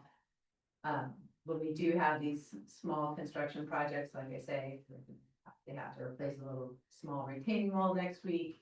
The sisters are anxious to get that hedge down this fall. I'm not sure, but you know. I've made later, Oh, it's, well, you know, we have some an angular property, so it's the hedge that runs along the sister's driveway. driveway, okay, You guys, The the drive- one in the back, yeah, okay. you know, their driveway is sort of the back of our property. It's right like that. Yeah, so it's this one, Oh, yeah. Oh, that sure, little, that so you angle. can't, yeah, so you can't really see it, but they are very anxious to that down. So I'm confused. Do you not know why you're using so much water now? Because in August you were still above your limit, but it sounds like you, I mean, other than the gopher problem. Yeah, no, we made sure, yeah, we made sure that they keep the irrigation, as far as I'm aware, has been off.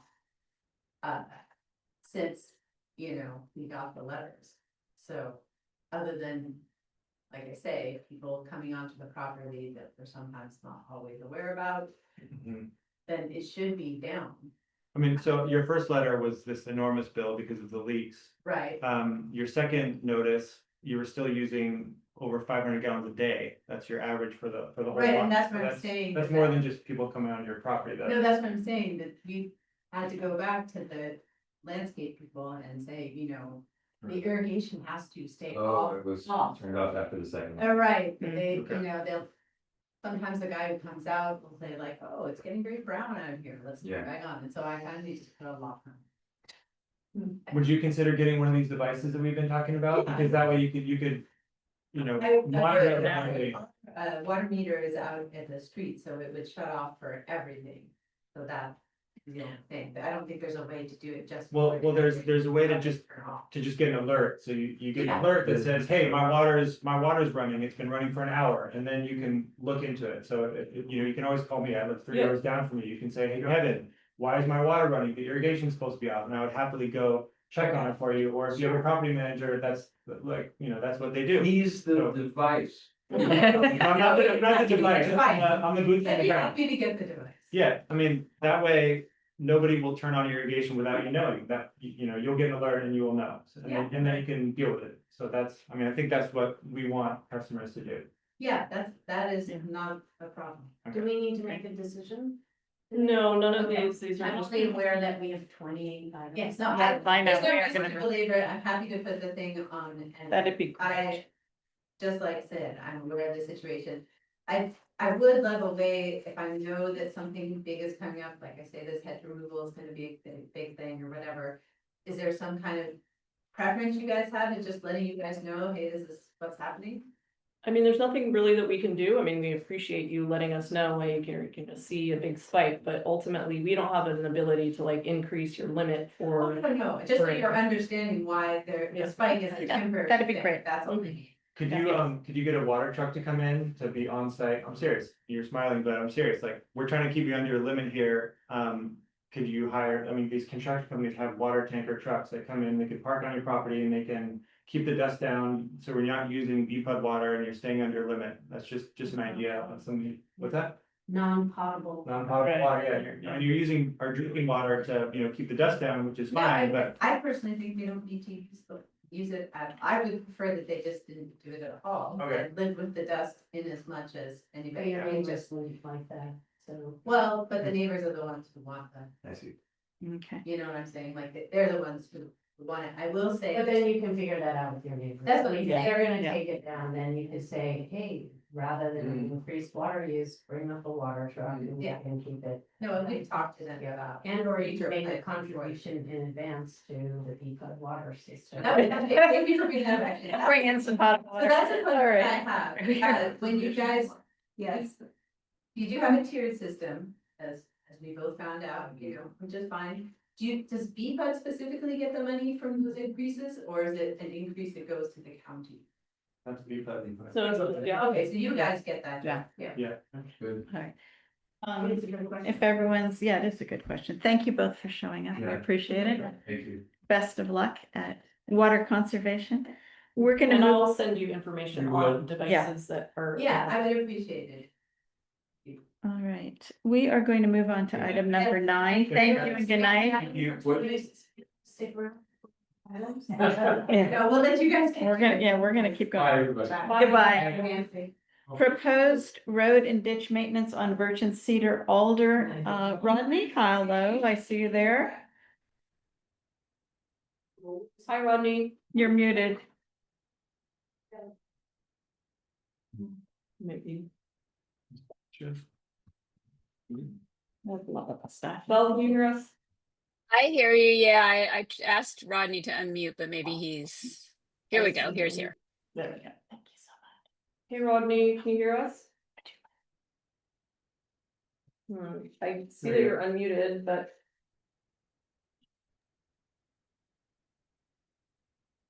Oh, can't hear Rodney. Well, I would propose that we go on to the next item, and then if Rodney, if we Yeah, can hear him, we Sounds will. good. I mean, I'll probably describe his item at the end. All right, would you like to speak to it No, now? I think it Okay. makes sense to give him an Okay. opportunity. Yeah. And then. Yeah, I would like to ask him a couple questions, so it'd be good. Rodney, if you If- can hear us, maybe you can try logging off and logging back in and seeing if your mic. Or even just talking to us in the chat to let us know that you haven't just fallen asleep. Okay. Did we unmute him or did he unmute himself? I think Bell unmuted So it. maybe he's not real. Yeah. Right, all right. Item number 10, non-appearing. Item number 11, non-appearing. Item number 12, non-appearing. Item number 13, the manager's update. Okay. Second here, sorry.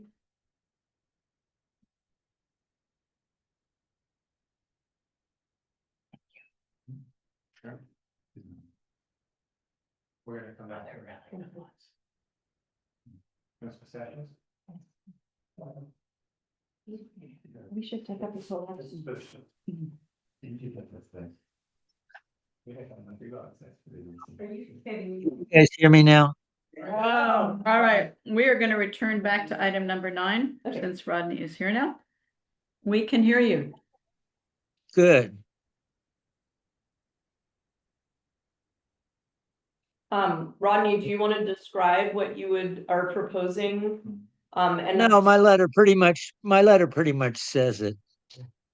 okay. This would happen. And I just want to contextualize, this is the first time since I've been general manager, that a proposal for road work has come forward. So, it may be that this type of thing, you guys just direct me in the future to just internally resolve, but I wanted to use this as an opportunity to make sure that I'm kind of following how you want to direct me in these cases. Right. Essentially what the permit form looks like is, describe your project. Internally, there's a box that says, go before the board or approved by BCPUD staff. Okay. My kind of general understanding and talking to Bell and looking through old notes and stuff like that is sort of the distinction there is around like, you're filling a few potholes in front of your home. That's fine. I could just look at the materials they're planning to use and say, we're good, you can fill, essentially approve in-house. But then this is, effectively when it's going beyond sort of the property boundaries, or you're looking to do more extensive road work. That's where, essentially, the work should potentially come before the board. So anyways, Be reviewed by the committee. it could be reviewed by the committee as it's written, and that's one of the things I wondered was like, hey, is it more appropriate for me to just go to the roads committee and not necessarily That would be bring my this forward? recommendation. The only thing is, I would say that generally, some of this around, like, it's hard to believe, but some of this road work is somewhat controversial in that some people want potholes because they want people to have, slow, it's basically almost like a natural means to slow cars down.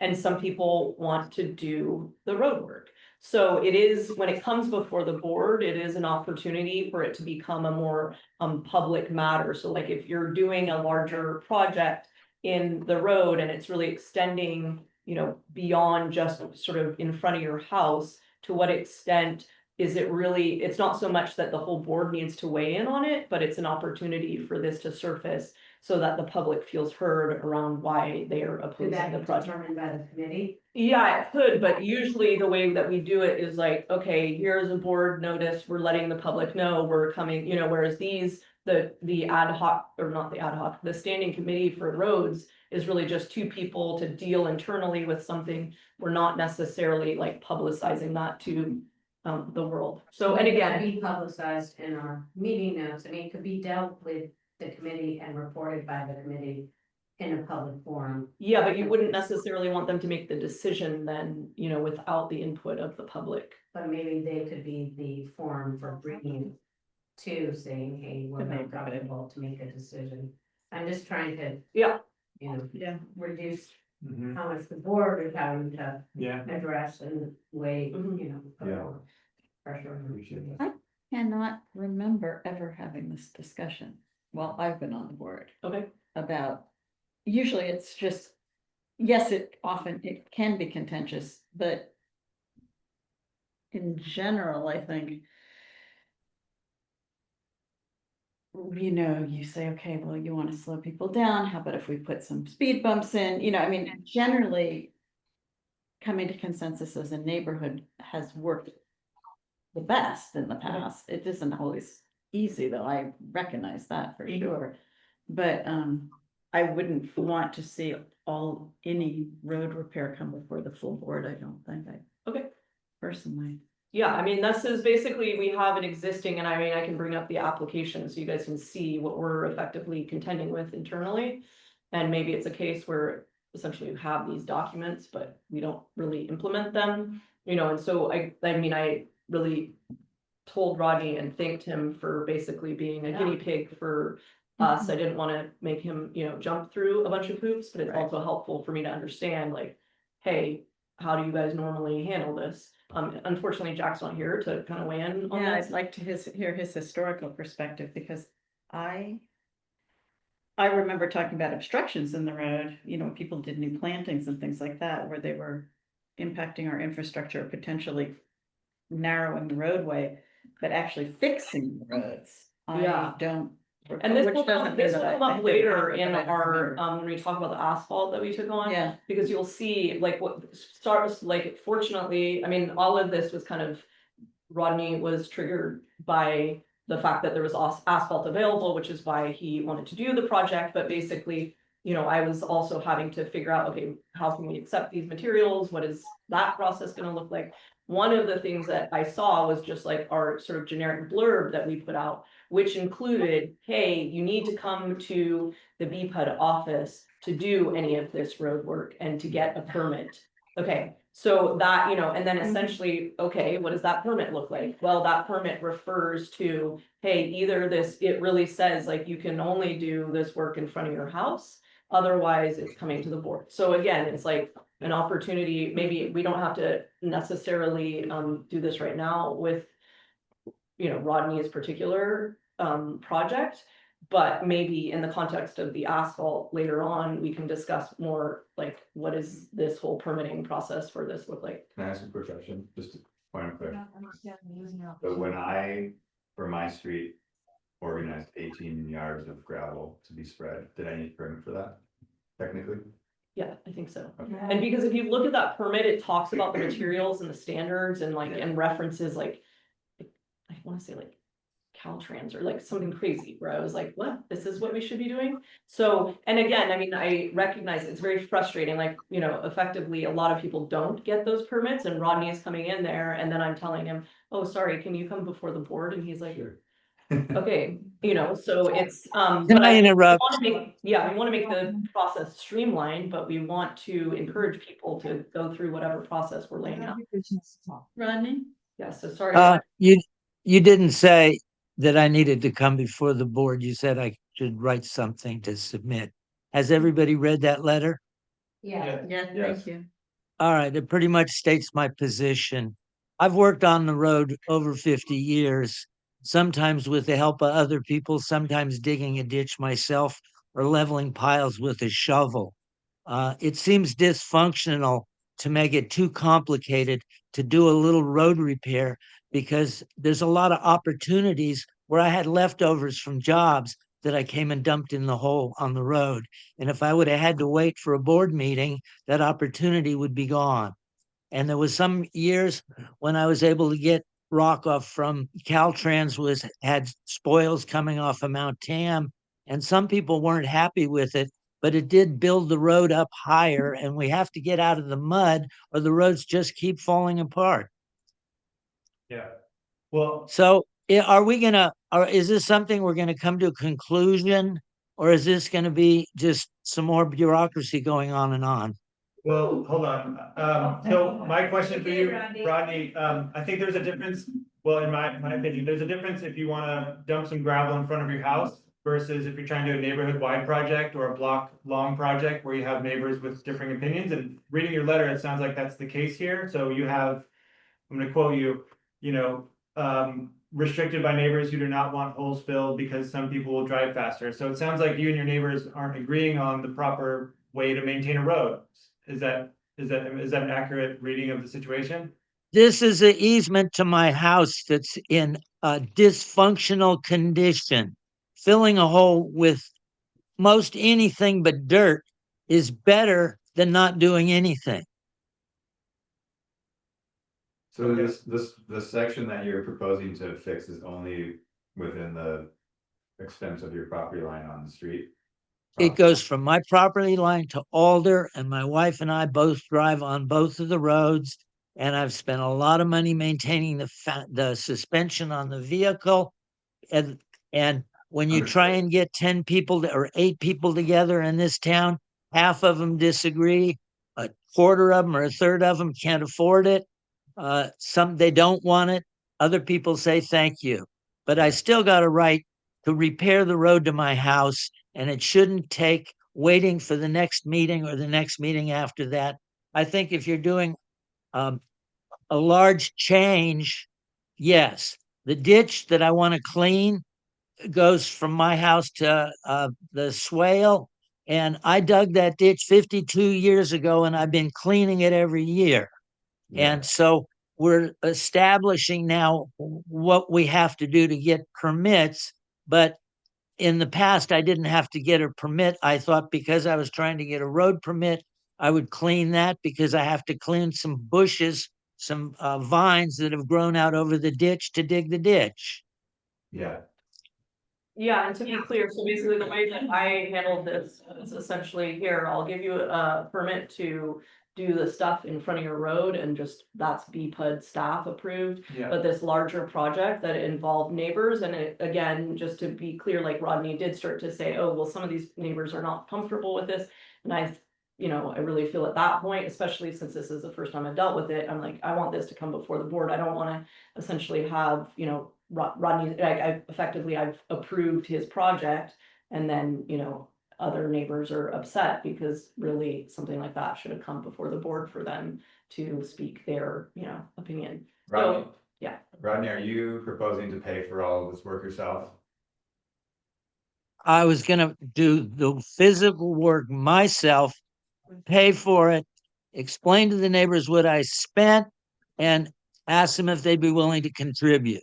Okay, thank you. Because it was going to be with the road chippings that weren't going to cost. It was going to represent thousands of dollars worth of materials. Yeah, And I put my labor into the road over the last 50 years and not ever charged or expected to get paid for it. I was just working on the road to my house. The first winter, I had a Volkswagen. I couldn't get out for 2 months with the Volkswagen. I put tire chains on it to get out to the pavement. Yeah, and so Yeah. sorry, just to add that one thing, I mean, Rodney was looking to get the materials and he was looking to have them dispersed. Basically, I told him we would, through the projects that we have to pave, or not pave, but to rehab some of the roads that, the fire district wants rehabbed, like we will pay to have the materials delivered for his project. I didn't want it to be clear, like, we're effectively delaying his project and, yeah.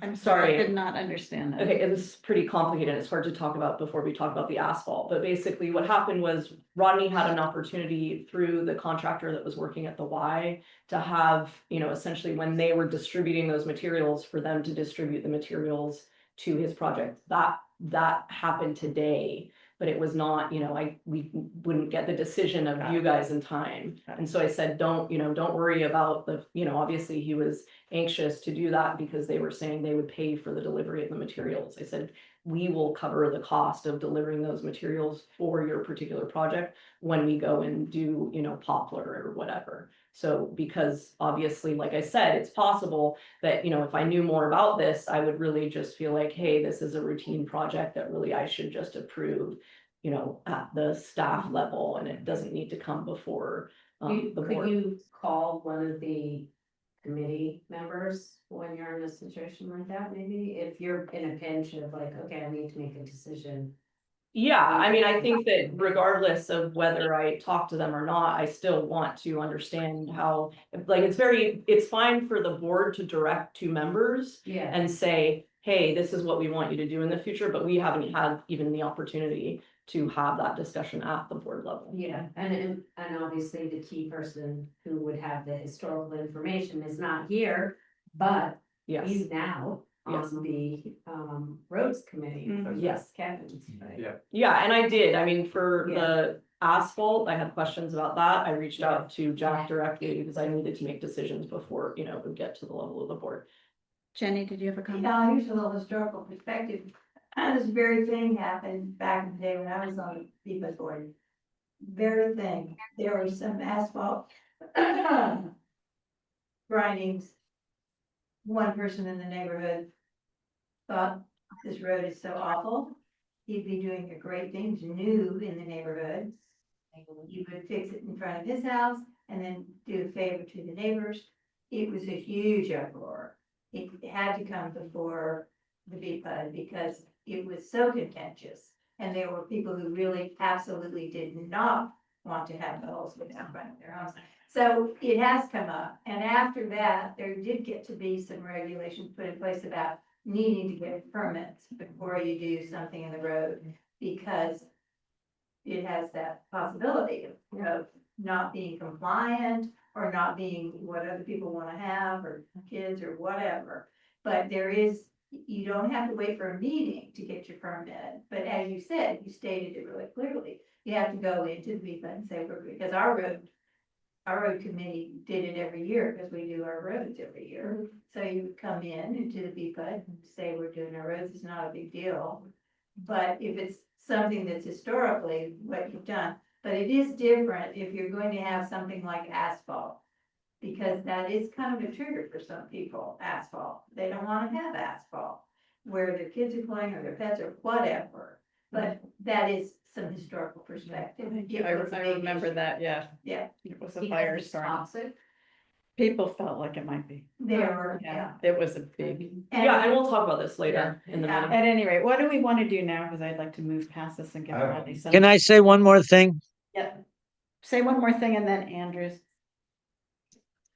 I had originally made a arrangement with the contractor at the Y to get 200 tons, and I was going to I had wanted to put down a layer on both cedar and birch out to alder and just start to lift up out of the high water table a little bit more. And then when I realized that there were a few neighbors that didn't like the material, I didn't make that submittal, and I just made the submittal to ask to repair the road, which seems totally normal to do, and to kind of not be quite so sensitive to the subjective things and just look at the objective things, like we're driving on dirt roads and we need better roads. And there's always somebody in this town that doesn't want you to do stuff, even if it's totally logical to do it. Andrew, Um, thank you. when people want to install speed bump, it is a permit process, right? Mhm. Okay. All right, well, what I think we should do on this instance is allow Rodney to do this work, and if people want to slow down cars, they can apply for speed bumps. I think it is a fair request to be able to drive your vehicle without navigating potholes that can damage your car. I think it's better for kind of our changing world of deliveries, propane. I think it's better for the fire department to have access. I think it's better for drainage. So yeah, I think that if the complaint is about the material, it's been tested to have these like standards for safety and petroleum and all those other chemicals. And if it's about speed, then I think there's a process that we have to slow people down, and every other neighbor on the street could apply for a speed bump if they want it. Mhm. So that would be my recommendation. And are we gonna notice those neighbors in some way, or are we just gonna wait till the firestorm hits? Did we ask them to show up tonight, or was there any notification to tell them? Yeah, For specific people, I don't know. Val, did we reach out to neighbors related to this project? You know, we should have, but I don't know if Annie included them in the, usually with the agendas, we send them to the neighbors, so that would be a failing on our part. Well, not necessarily, it's not really your job, but Rodney, have you talked to your neighbors and gotten their opinions about this? Yes. And that's where I put in the line about the subjective or the Your feeling- subjective So not everybody's happy resistance. with it.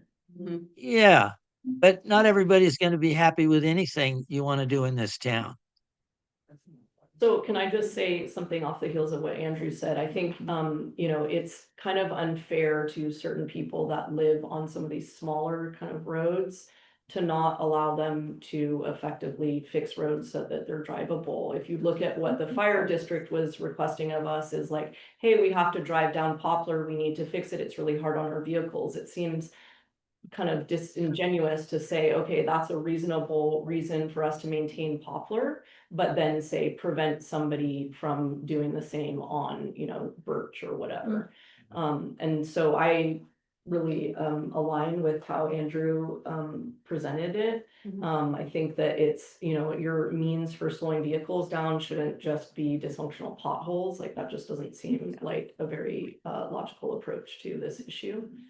Yeah, I think we're moving in a Yeah, direction. and I mean, I guess what I would recommend that you guys, again, it doesn't necessarily have to be right here, right now, but is just like how, if we do want this, if we do agree to like Jenny's point, like what I told Rodney in this is like, hey, let the board take the heat from this, from your neighbors as opposed to you as an individual. You know, and it's essentially a decision that the board has made and said, yes, we're fine with your project. I just want to make sure if the intention is really to let their neighbors know and for them to voice their opinion and feel heard and all of that.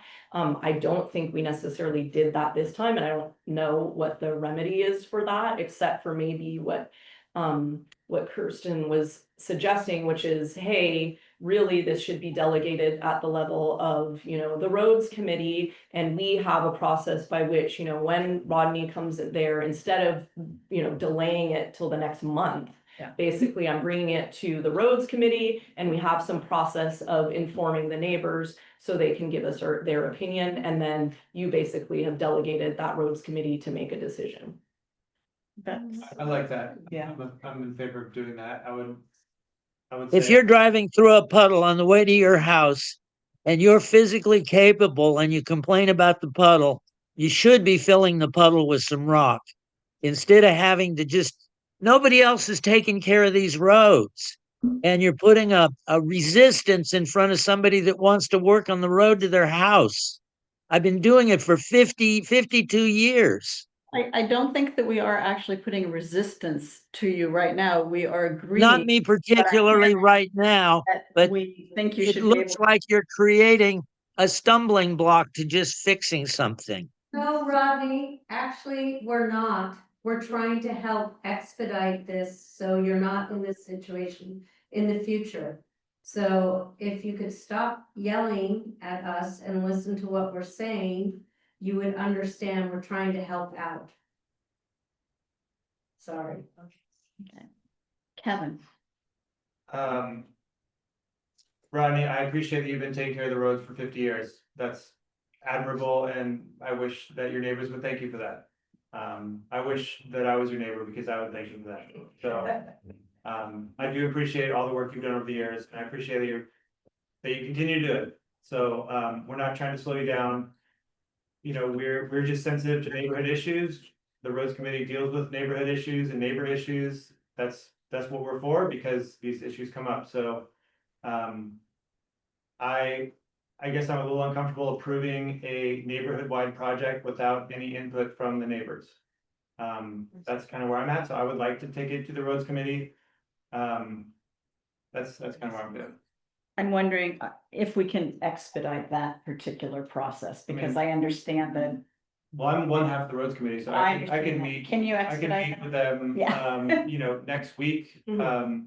If that's soon enough for you, Rodney. I don't know how many neighbors we're talking about here, but I walked your roads today before the meeting. I went and, you know, tried to see for myself the situation and the drainage and the roads condition. So you know, and I've seen it with my eyes and I sympathize with you, so I'd like you to be able to repair it, you know, expeditiously as soon as possible. Do you need a motion, Georgia?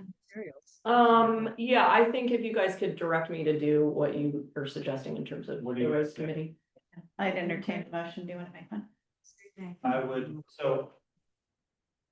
What are we doing here? Are we sort of approving his request subject to the roads committee meeting with neighbors? Is that? I don't think we necessarily need to meet with neighbors. I think we just need to notice them. Yeah, you just. Okay. notice. Okay, and if it gets complicated, we can, you know, bring it forward for an opportunity for the, you know, them to interact with the roads committee. But I don't think that you guys need to have a meeting or anything like that.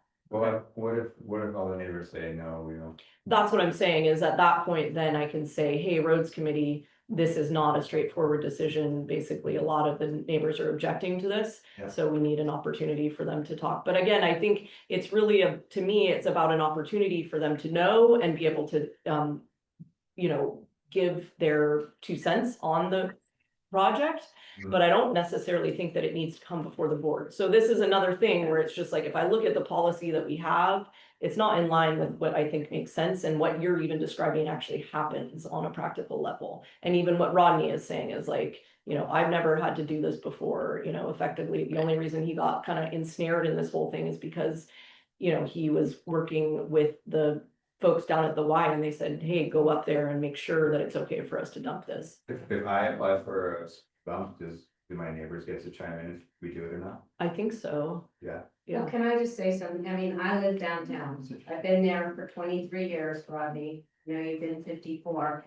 I mobilized my entire community down on Wharf Road to get speed humps put in. And the way I did it was by hosting a gathering where we all got together. We had food, we had appetizers and drinks, and we made a pitch. We also partnered with the fire department and we had to apply to the county for speed humps. So I'm just a real advocate for getting together with your neighbors, getting together with your community, even when you disagree, you might be able to find some way to get something through, like repairing your road or installing speed humps. So back to Rodney's concern, which is if we don't make a decision tonight and you're talking about going out to neighbors, I was trying to put it into the roads committee. But if you go to neighbors, then there's a notice. And how long do you know until we get to them, right? Let's say they're on holiday, is it gonna be email, is it gonna be to another address? And then how long is it gonna take for them to reply? And Well, the neighbors on Virgil live there. Yeah, I mean, I think Yeah, I it's think it's more not doing our that due bad. diligence. It's they not that don't we have need to to. reply unless they have an issue. But I'm saying like, what is the policy, the DPUD policy? Is it like if the neighbor does not respond within 10 business days of the letter being mailed, or is it 30 days, or is it? No, I think what we're trying to adopt is something similar to what we essentially have for when we send out the agenda. That's when we would be notifying these neighbors, right? Belle, I mean, I think that we send it out in anticipation. And then we send out, you know, an additional email. Like, it's not that we need a response like, hey, we're in favor of this project. And if we don't get everybody's, you know, favorable answer, then, oh, sorry, Rodney, you can't do your project. It's more around due diligence, around informing the neighbors. Okay. That's the way that I was understanding. So, Because that's the way that we do these other things that get folded into the actual public meeting notices. All right. what this is for me, you're turning one day with work. I've been 2 weeks into this, trying to get along and do it the way I'm supposed to. I've talked to all the neighbors. I toned down what I wanted to do so that I wasn't going to get a lot of resistance, but you're turning one day's work into something that's going on and on and on. I've been a carpenter since I was 19. I build houses, I fix the road, I do all kinds of things, but I don't do this. That's what the planning department does. They turn everything into more, instead of just being taking a shovel and fixing the road. Yeah, I understand that, but it is a road that's shared by other people. To be fair, it's not your road. Well, it's all our road. But I mean, what the It's problem. the easement to my house. But it It's becomes not, the thing that if someone has money or means that they can get things that they want because they're saying that they'll do it. And the other people won't have the ability to chime in or say that they don't want it just because they don't have the ability, Yeah, the I time, the financial ability. Yeah, and I would just counter that what we're proposing here is trying to expedite this process. There's no Yes. fees associated with this process. We're not trying to bring a bunch of bureaucracy. What I'm trying to bring Yeah. is basically when a project gets engaged, there is less controversy. Like Jenny was saying, you know, the reason that we have this permitting process, at least Yeah. as she was presenting it, Yeah. is because there was controversy. It's not Yeah. about us having our like fingers in all of these little Yeah. pies. It's basically to, you know, have a system that allows buy-in for projects that impact neighbors. Right, I and agree. there's already precedent Yeah. based on the issue that Rodney is expressing, Right, right? yes. So, yeah, so there's a process, Rodney, and I think I would follow the recommendation that Kevin and Andrew put forward by. Could somebody restate the Hold on, recommendations? one more question. Okay. Are you talking about doing road maintenance on Alder itself, Rodney? Is that part of your ask? no, No. the, all the people that use Alder chipped in and it was pretty organized. Okay. But this started with an opportunity for some free fill for the Yeah. road that's made with Yeah. pea gravel and all asphalt. And it's not the ideal road base, but the price was great and the roads floods every year. Yeah. So it's just a matter of doing a little work to try and get back and forth to my house. And if somebody doesn't like the color of it, if it is safe and they don't like it, that shouldn't be enough reason to delay a project when it maybe somebody got an opportunity to get a pickup truck load of rock and put in the hole. And now they've got to deal with the bureaucracy and to get a permit, and it's making too much work out of a little thing. It's making a big thing out of a little thing. And it's different than if you wanted to change the shape of the road or do something major like that, what I would call construction, as opposed to just maintenance and repair.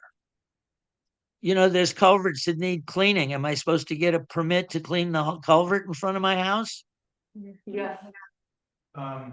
Nobody's doing it. I think, so you have two applications here, Rodney, that we are, I guess, voting to approve tonight, subject to neighborhood notification. One of them is, your second application is, removing built-up soil and overgrown brush from drainage ditch on the northeast. It's been there for 52 years. Yeah, so, I mean, I think that could be an over-the-counter, I mean, I don't know, correct me if I'm wrong, but I think removing material from a drainage ditch should be an over-the-counter application. That's how I feel about it. What do you guys Yes. think? Yeah. So, I mean, I think we could probably approve that one unconditionally. That's my feeling. Are you guys seeing the two applications, 1 and 2? Yeah. I think the hiccup for us is just the neighborhood notification for the neighborhood-wide project for the roads. That's what we'd like to just notify the neighbors on. That's how I feel. You guys agree? Can I? Thank have- you for the one. Thank you for the one go ahead. I still think you're making work out of the other one. And I'm not attached to whether it takes a long time or a short time for you to do it. I'm more attached to the precedent you're creating to make it take a long time every time when maybe somebody just wants to do a little bit of work.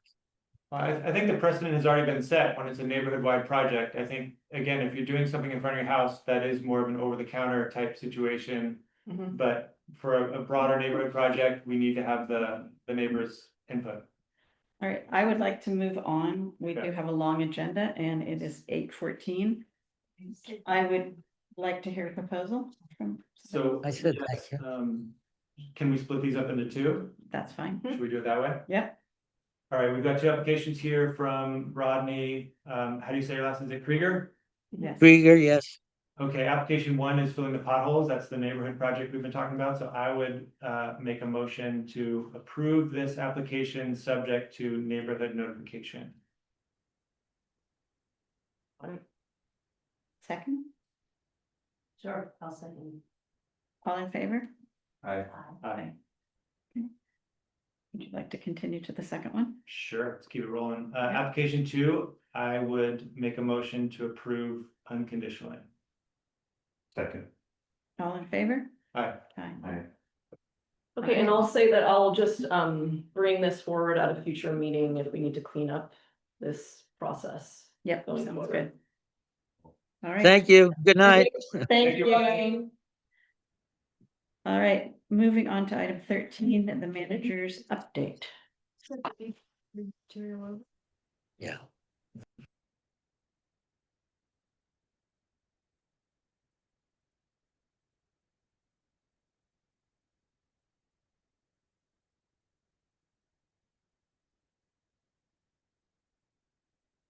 Okay. Let me just see. All right.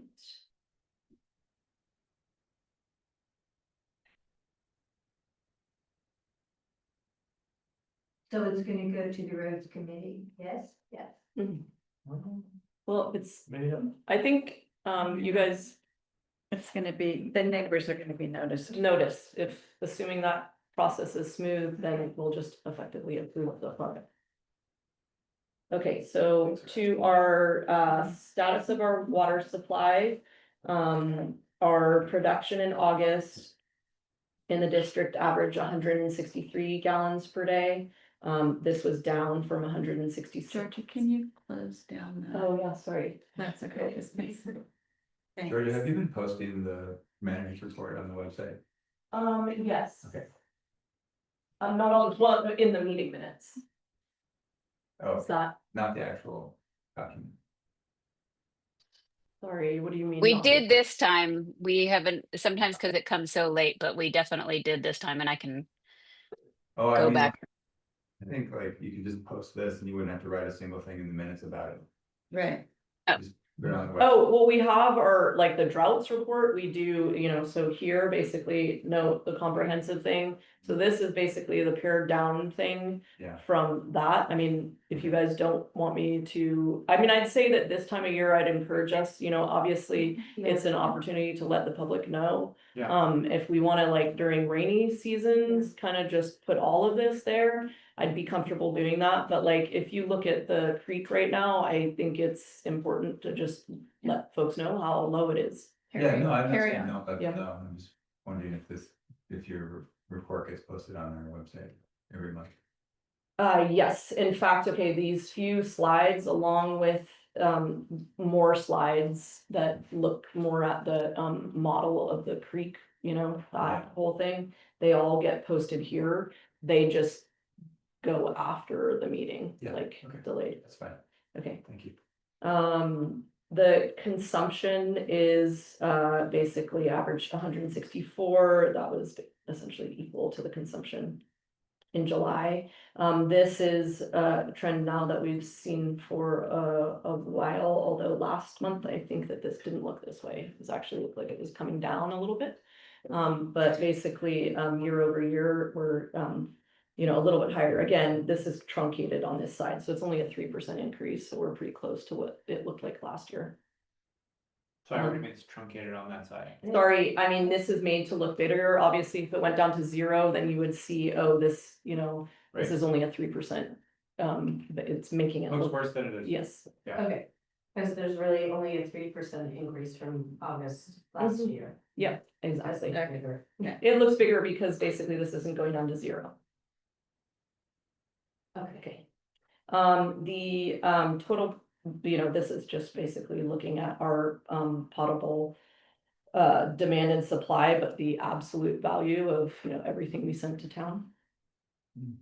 Again, this is now at the meter, just to remind you guys, a lot of what we were just looking at here in terms of 1 year to the next. This is showing that, again, it's only 3%. But obviously this is, or maybe not obvious, but just to remind you, this is what we're actually sending to town. It's not what actually people are consuming on the meter side. So it importantly includes leaks, which have been were pretty bad. And so when you look at this is actually what we were seeing is that, you know, the actual use during August doesn't look like it was any more than the previous year. In fact, it looks a little bit less, which is good, right? That's what we can really control. And really, if we're looking at like loss of water due to leaks, that's on us, not on customers. This is what the lower impoundment looks like right now. Just to remind you, the radial gate is down. But you know, these are, you know, it's not, we're not mitigating because we're not pulling from the lower impoundment right now. We're on the upper. And so, The tarps. yes, yes, Make that. yeah. This is, yeah, I'm not gonna make tasteless jokes, okay. So that's the upper, the one on the right? Mhm. And that was, sorry, that was what it looked like last month. Okay. Sorry, and then this is what it looks like, you know, today. It looks a little better actually, I would say, and also you'll notice we removed all of the tarps. Oh, great. But we're still not on the lower, and you obviously can see that's with the radial gate down, and we're losing tons of water, obviously, that's, you know, what that project is about. Oh, there's the tarp over I was there. gonna say, it's I really like the videos, the way you incorporate that, Yeah. but that's not something that we can see when we access. You should be able to, I post a PowerPoint of it. Oh, it's actually a PDF of it. Oh, Yeah, well, I don't know, I mean, maybe due to the size, we've on occasion put the PDF up there, but my intention was to, you know, put the PowerPoint. okay, no, I'm just kind of running back of where you were asking, the general public has access.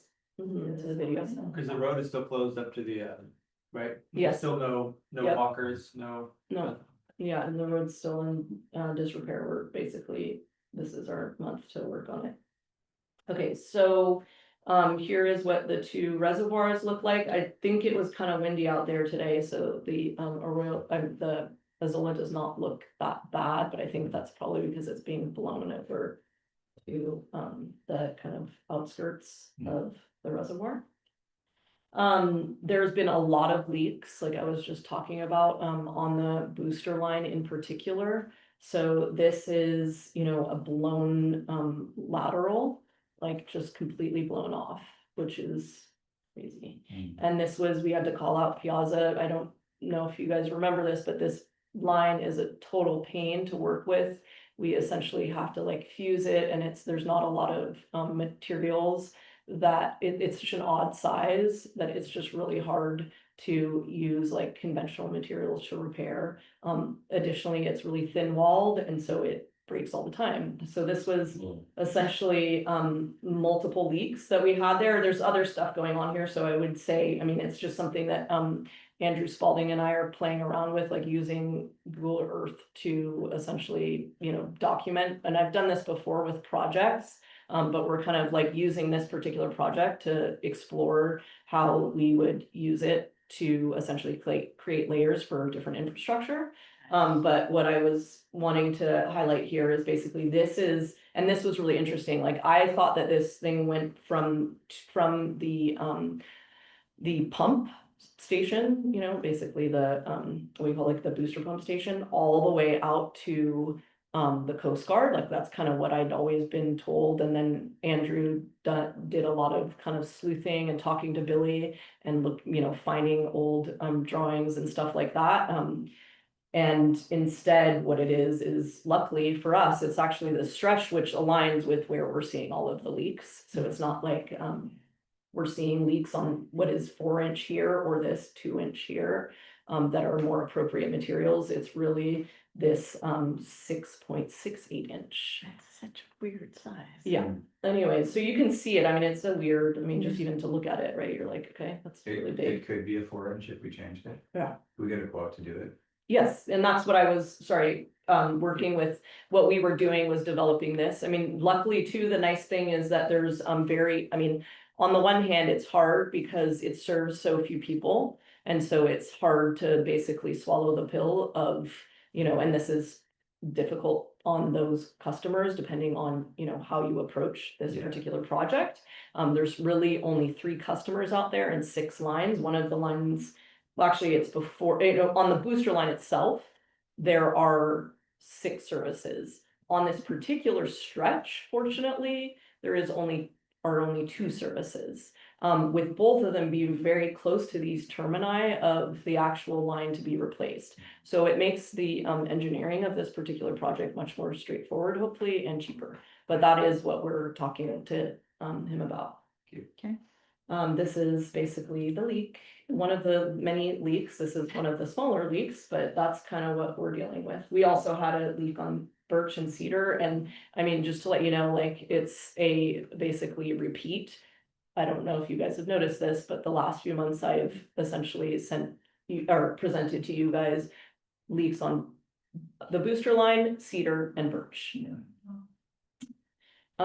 Just to reiterate, we are continuing to work on our monitoring program for the groundwater at the treatment, sewer ponds. We collected our first samples last week. And again, this is all around addressing the technical order and the requirement for more robust monitoring of the groundwater out there. This is basically the tank site project that you guys essentially approved the closeout last month. But I told you I'd come back this month with this kind of overall tally for the project. And so I just kind of wanted to briefly go over that here. So that total project cost $402,000. We had previously set $318,250 aside for the designated reserve for that project. The bid project was $318,850. To support the full cost, we are scheduled to collect. This was basically, I knew that this project was over, and so I was like, well, we should collect. I mean, instead of just having dwindled our general reserve, basically, we know now how much it costs, like, let's bring in money to actually support that, to replenish those reserves. So basically, I had, as part of the budget, scheduled to bring in $64,000 for this project. In the end, the total set aside for the project is $382,000, so we're still at a $20,000 deficit, which again was just effectively paid by our general reserve. I don't know if you guys remember this, but when we went over the finance meetings, we basically depleted our reserve. If we don't have kind of systems in place to replenish those reserves, then obviously we're not going to be in a good position. So that's just kind of trying to have, obviously you could look at the reserve and try to aim there, but basically you can also look at projects that went over and try to replenish, and that's kind of what I'm doing here. And miscellaneous updates, just encouraging folks to sign up for our e-billing. We now have 28. That was, I think actually I didn't update this. Last month we were 9. So we appear to be moving in the right direction. Exponential growth. Yes. Yeah. Yeah, I think as the bills are going out and people see that and are actually having an opportunity to pay their bill, then they're kind of probably doing it. I just, not much to report here, but I just wanted to, it's something that we've been talking about internally, is just keeping our eye on the fact that we effectively negotiated with Recology, and revamped some of these public garbage pickup sites, including the end of Wharf Road and Brighton. And so it's just kind of an effort that I don't want to lose sight of. So I was just sort of reminding both myself and the board that, this needs to be attended to. When we were discussing this in the context of, like a downtown committee, Sherry had brought up, the garbage at Wharf, and it just kind of triggered like, oh yeah, we need to work on that. That is something that I think I had mentioned before that we would be looking to do collaboratively with the Bolinas Community Center as well as the Lions Club, because they've, the Bolinas Community Center is involved in that trash pickup at Brighton, and the Lions Club had said that they would, be willing to contribute to essentially fix structures. And anyway. And would that be, recycling, trash and a green bin? I don't think, I mean, I think we could. You know, we don't think, we basically negotiated, the thing is, the green bins were totally outside of our negotiation, because those don't cost anything, or what is the deal? I can't remember. That's what they tell you when you talk to Recology, like, oh yeah, the green bins are free, but it's just built. Baked into there, yeah. Yeah. I mean, it says right there, what we asked for. Yeah. Brighton and Wharf, it's just garbage and recycling, Mhm. Yeah. but maybe they'd be willing to mix that up. Yeah, Please. I mean, I think it's the right thing to do, but also I see that a lot of people use, and not just the tenants, but that are, the residents, that people walking along Wharf Road use people's bins. And they don't do recycling versus trash versus green. So you go to the green bin and there's like tons of recycling in there, Mhm. you know, so. Yeah, I mean, I think the I feel pretty simpler that conflicted. you keep the public trash sites, probably the more organized it is, but. Yeah, to the two, Mhm. yeah. And I mean, we're pretty restricted in space down at Wharf.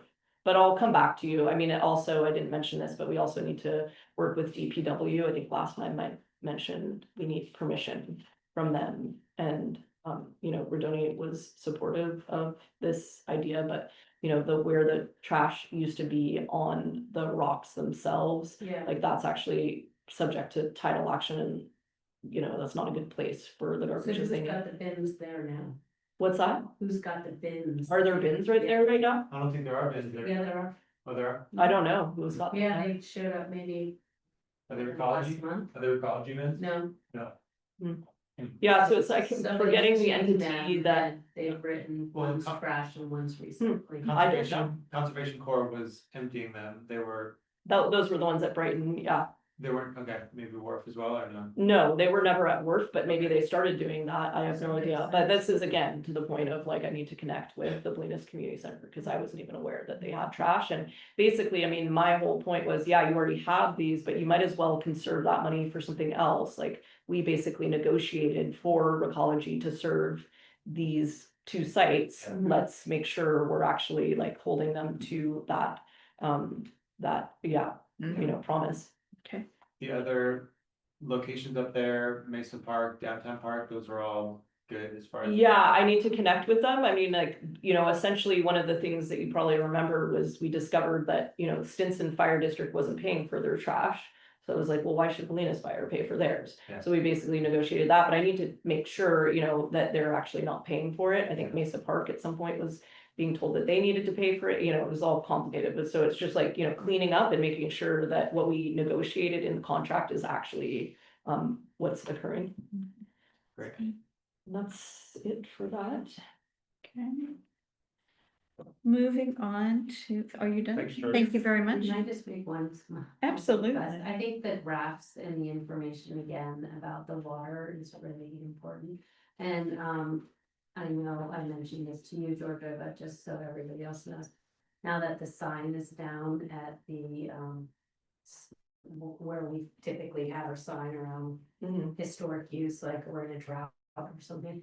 I would love to be able to continue to message, maybe particularly in summer, now that we're seeing people come in with more water usage of the month of August, right? Is just a reminder to people to check your irrigation, you know.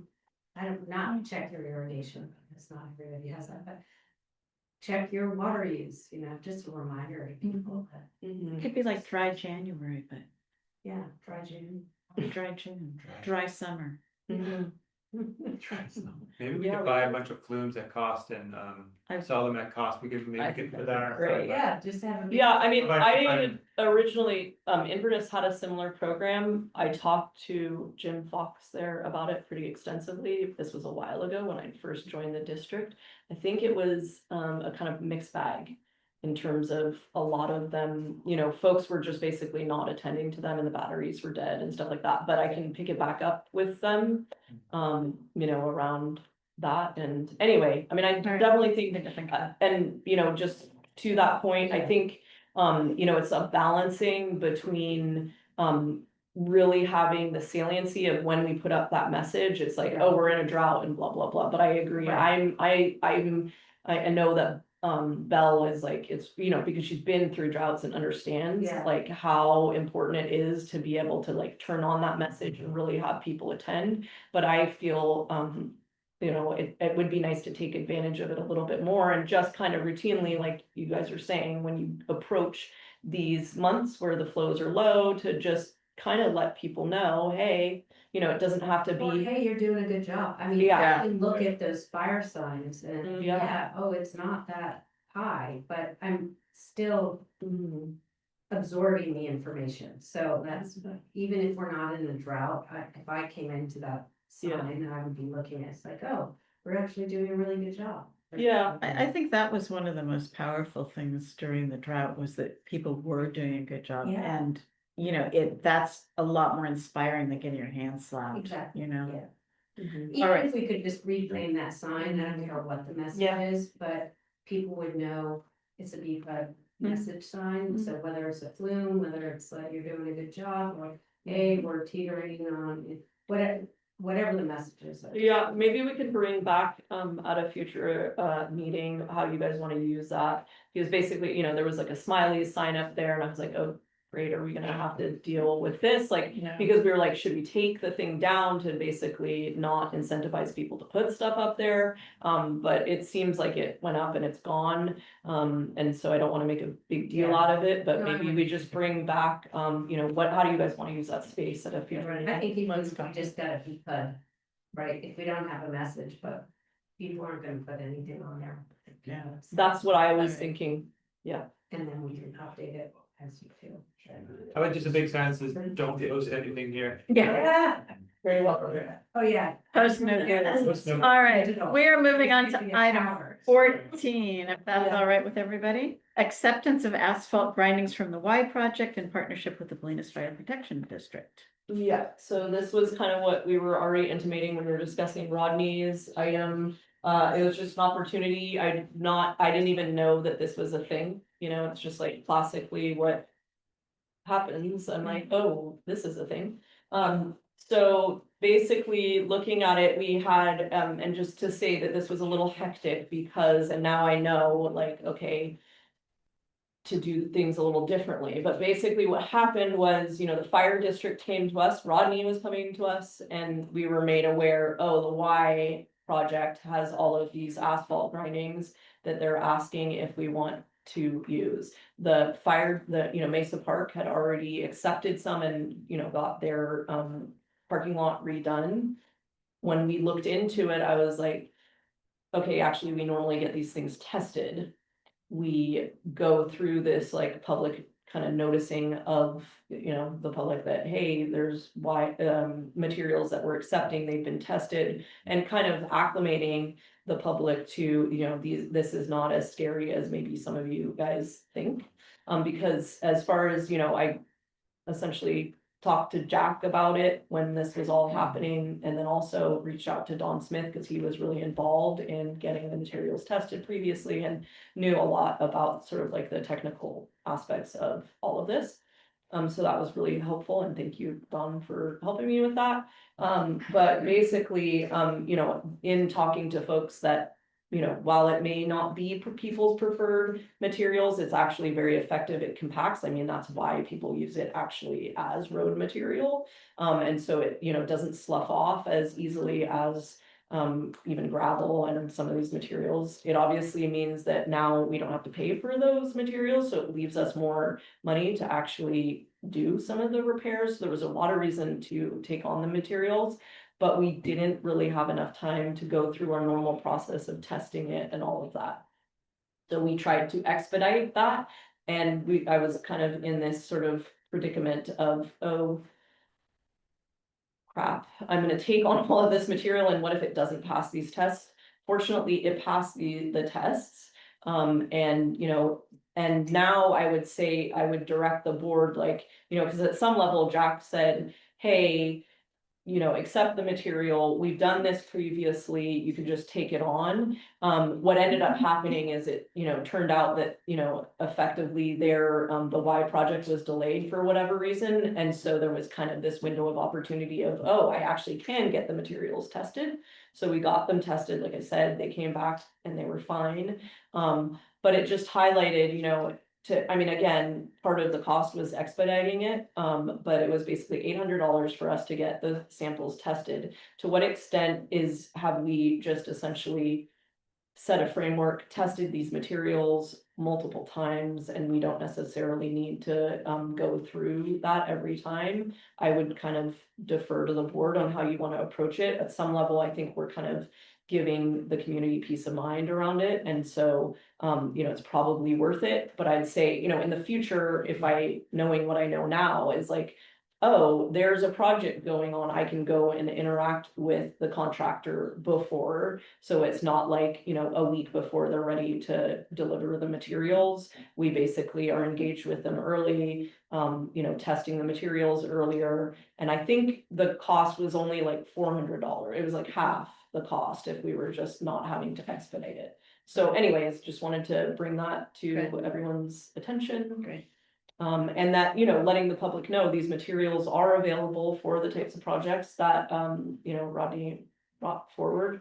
How much of the materials does the fire department want to have dibs on, basically? Did they want poplar done? I mean, you were speaking that they've got some vision for some of this. Yeah, so I mean, I'm some sure of they this get is what all- they need. Yeah, so this is basically related to the septic drainage program. And essentially, we brought in more money to do these types of road projects and contribute to that. And that's sort of the way that we're approaching it. I don't know in terms of the amount of material. I mean, we have plenty of material right now, so I don't think it's like, oh, we need to preserve it for those projects. I think there's more than enough. So I would just encourage the public, if there are projects, that hopefully we clean up whatever that process is, and you're coming in for effectively permits that aren't, you're not having to jump through a lot of hoops, but we're just basically letting the public know, hey, somebody wants to do a project where they'd be using these materials here. Sounds good. All right. Sorry, and this was brought up by the contractor saying, hey, we have these materials if you would like. I mean, actually, what it was by way of Rodney coming to us, and we were first alerted to them, and then George coming to us. Oh, so it wasn't the contract. No, I mean, but when I looked into the history of this, Yeah. I could see correspondence with Jennifer and like, a project on Seadrift. Yeah. Oh, and like for, whatever reason that had happened, in anticipation of it. And so she had time to basically get them tested Yeah. and not have to like, it was just kind of crazy where I was like, we need to make a decision. Are we gonna take all of this material and then potentially it's, contaminated, and what are we gonna do? Yeah. We have to get No, rid it's- of this material. I mean, I didn't know about that, reading about it the first time now. Yeah. And it obviously saves the contractor a lot of money by not having to offhaul. Yeah. It's good all around. Yep, so that's basically that, unless other people have any questions. Maybe we could use it for like. Wouldn't that be nice? Can we, ready to go on? Mhm. Questions, anybody? Okay, Yeah. item 15, dismissal of Rose et al. Versus Bolinas Community Public Utility District. Yeah, I mean, just bringing this forward, there has been some articles about it, but there was the formal dismissal, the case was settled. But we, were alerted that the case was formally dismissed, Okay, so it's just bringing that up. all right, thank you. Sorry, just to interject, so when I downloaded from the BPUD site, I'm not getting all of the items, so like Rodney's application that you were referencing earlier. Yeah, I never saw that stuff either. I don't have that, and this item number 16. I don't have it. Oh, No, today. yeah, that one basically came late, I was emailing it. Item number 15. Okay. It's in that 917 folder. There's no materials associated with 15. Okay, that's what I wanted to make sure. Mhm. Okay, so it's just number 9. Number 9 was confusing because I think the file was originally loaded in the first tranche, but then it was updated with the second file, an updated file, but that one, Files. but the updated one didn't have the applications in it. It was just the sort of cover letter that was updated. So Yeah, the actual applications were in the first file. That makes sense? No. Okay. I think that she had uploaded his letter with the applications initially, and then and then he brought in a revised letter, and when I looked at it, I didn't realize the applications were attached, and so then I re-uploaded his revised letter without the application. So that Okay, again, I only had the revised letter, okay. Yes. yeah, sorry about that. No, it's okay, I just wanted to make sure All right, ready to move Okay. on? Okay, I don't want to cut people off and. Let's move on to item 16. Update on project to address hazardous roadside trees in partnership with Bolinas Fire Protection District and Marin Wildfire Protection Authority. Yeah, so basically, I mean, I can go over this. I kept Kevin and Jack abreast of what was going on. But, you know, we didn't have any formal meetings around this. It was more emails and, you know, internal meetings. But basically what happened was last month, you guys accepted a proposal from Urban Forestry to have the trees assessed by them. And then you also approved the cost share MOU with DPW. You know, effectively what I was trying to do was develop a contract for that work so that the work could begin. And in that process, Urban Forestry, Ray Moritz pulled out his proposal and rescinded. You know, he had, since then I found out that he'd sold his company and, you know, effectively his partners weren't on board. And some of the, you know, essentially through the contract process, he was concerned about, or his lawyer and his partners. I mean, I think he was really wanting to do the project, but was they, you know, the owners were not willing to. So that basically meant that we were kind of unfortunately, if you remember, that MOU essentially used that his proposal as an exhibit. So we're kind of back at square one in terms of you know, finding somebody to engage for the proposal. I am you know, what I would like to do now, and that's what this kind of current status, sorry, not the current status, I already explained that. But I would say the next steps is basically I had a meeting with Tom Gammon this morning with the intention that it makes sense for, I mean, you know, assuming he is willing, and it to prepare a request for proposal. So there's a couple of things factoring into this. One of the things that you'll probably remember was that the proposal that we got from Urban Forestry ended up being around $34,000, which was more than I was anticipating it was going to be. And our own procurement policy says that above $20,000, we should be getting to quotes. So this basically, you know, is an opportunity to clean up what was happening already, which is essentially developing a more kind of refined RFP. And go out to some firms. Ray had suggested a couple when he rescinded, and it was very helpful to talk to him about what his decision making was, you know, so that I can essentially clean up some of that process. Really, the request for proposal, I think I described this before, was really coming from the fire district. And it was really pretty skim. It's like a kind of, you know, not a very, and you guys will probably remember it. I think I presented it at a board meeting, but basically it, you know, described a region of interest that the arborists should focus on. Really, we had to have kind of several conversations with Ray behind the scenes so he knew really what we were after. And so I mean, that's not my, I don't think that's a good way to set up a request for a proposal. It should be much more delineated so that, you know, somebody who is, who is responding to the RFP really knows what you're intending to do. So that was kind of my intention in reaching out to Tom Gammon, because obviously there's a whole project that he did that already looks a lot of those trees. So what I met with him today about was, hey, are you willing to, obviously I'd already been corresponding with him, but the idea is, are you willing to help me prepare that RFP so that we are specifically defining the trees that somebody would ultimately assess? And so those conversations with him are ongoing. I shared materials with him, including, I think Ray's proposal is actually very useful, because that's really kind of more of a starting point for what a request for proposal. It's like, let's reverse engineer from that material, because it had a lot more details in terms of the level of assessment.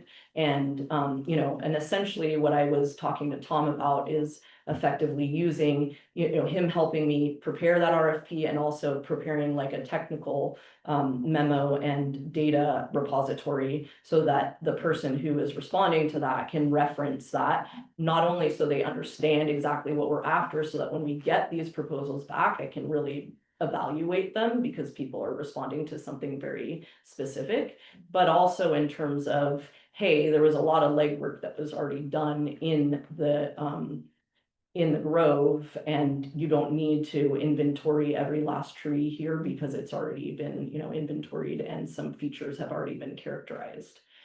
So again, this is something that, again, I'm working with the fire district on, but more involved with the actual generation of the RFP this time, so as to kind of hopefully avoid what was essentially kind of a big waste of time at some level. So that's, yes. Thank you. Any questions? Okay, thank you. Moving on. We have a couple people involved with the trees. Do they want to speak Yeah. online? I Janice or was- John? I was looking at the screen, but I didn't see any hands up. All right. Yeah, I'll jump in. Okay. Not exactly clear what to say. I think you all know where I stand on this, and I think Tom Gamon's very polite, very he's a very polite man, and he has good intentions for the community at heart, and I'm sure he'll do what he can to help you get a proposal together, or to steer you in the direction of someone who will give you a proposal that you're after. But I also know from talking to him this morning myself that he has no interest in putting his name on this partial tree removal that will invariably lead to problems. So I'm sure he'll be helpful to some degree to move the ball and get you down the road, but he's a lot more polite than I am, and that's all. Probably not very helpful. I apologize. Okay. Maybe he's gonna give us a proposal. No, he's gonna help us build an RFP. No, he's not, yeah. Alright, And okay. yeah, I mean, Sorry. yeah, this is basically a hazard assessment Mm. is the work to be done. The proposal is basically the RFP, again, which I'm hoping he'll help me prepare. And the hazard assessment itself would happen through the work. Okay. Okay. Anything else on that topic? All right. Nice to see you, John. Yes. Yeah, you too. Right. Thanks. Yeah. Moving on, volunteer committee updates. We are skipping the potential for community updates. Resource Recovery Committee is bolded. There's something, I saw that there was something in the. Yeah, I just wrote up an update, just in general. It took a really long time because of the Y project for us to get the grinder that we use, which is this huge piece of equipment. And so because of the work that's happening on Highway 1 in Olima Valley, and then also the Y project, Caltrans was not giving a permit to the company that usually brings their grinder out. And so it was getting kind of dire because we had way too much material and we needed to grind it. And so George came in and contacted Caltrans and said, hey, this is becoming a fire issue and we need you guys to give us a permit. And he got it through, which was awesome.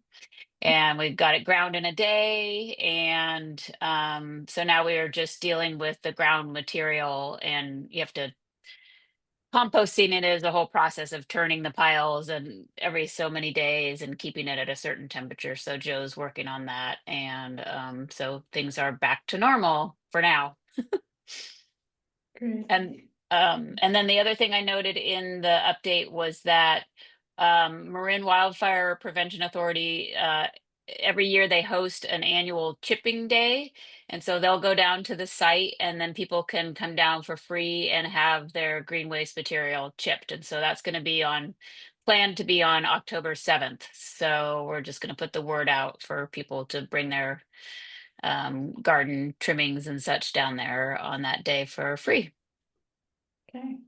And then what happens with the chips? Or- Then the chips either become part of the compost or they can come and get the chips. Okay.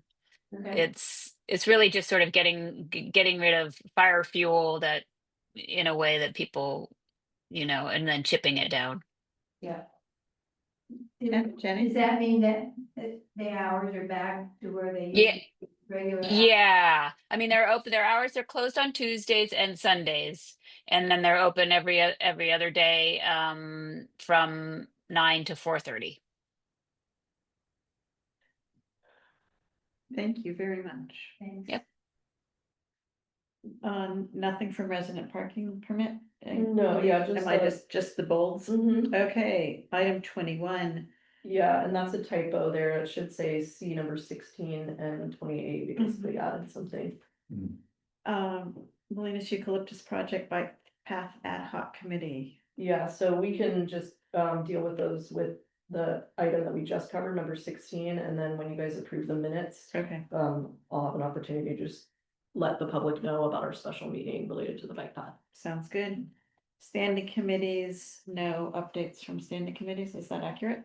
All right, moving on to item 27, approval of the minutes of the regular meeting of the BCPUD, August 20th, 2025.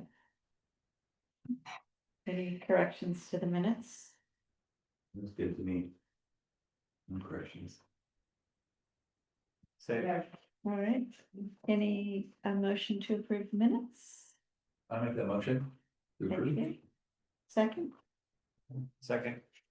all Yeah, in and- favor? Oh, and sorry, just because, if you guys have any, given our discussion about the minutes, if you wanna look at these minutes and provide any kind of feedback that's scaffolded against an actual example, that would be helpful. Okay. Can we do that offline? Yeah, offline. Great, thank you.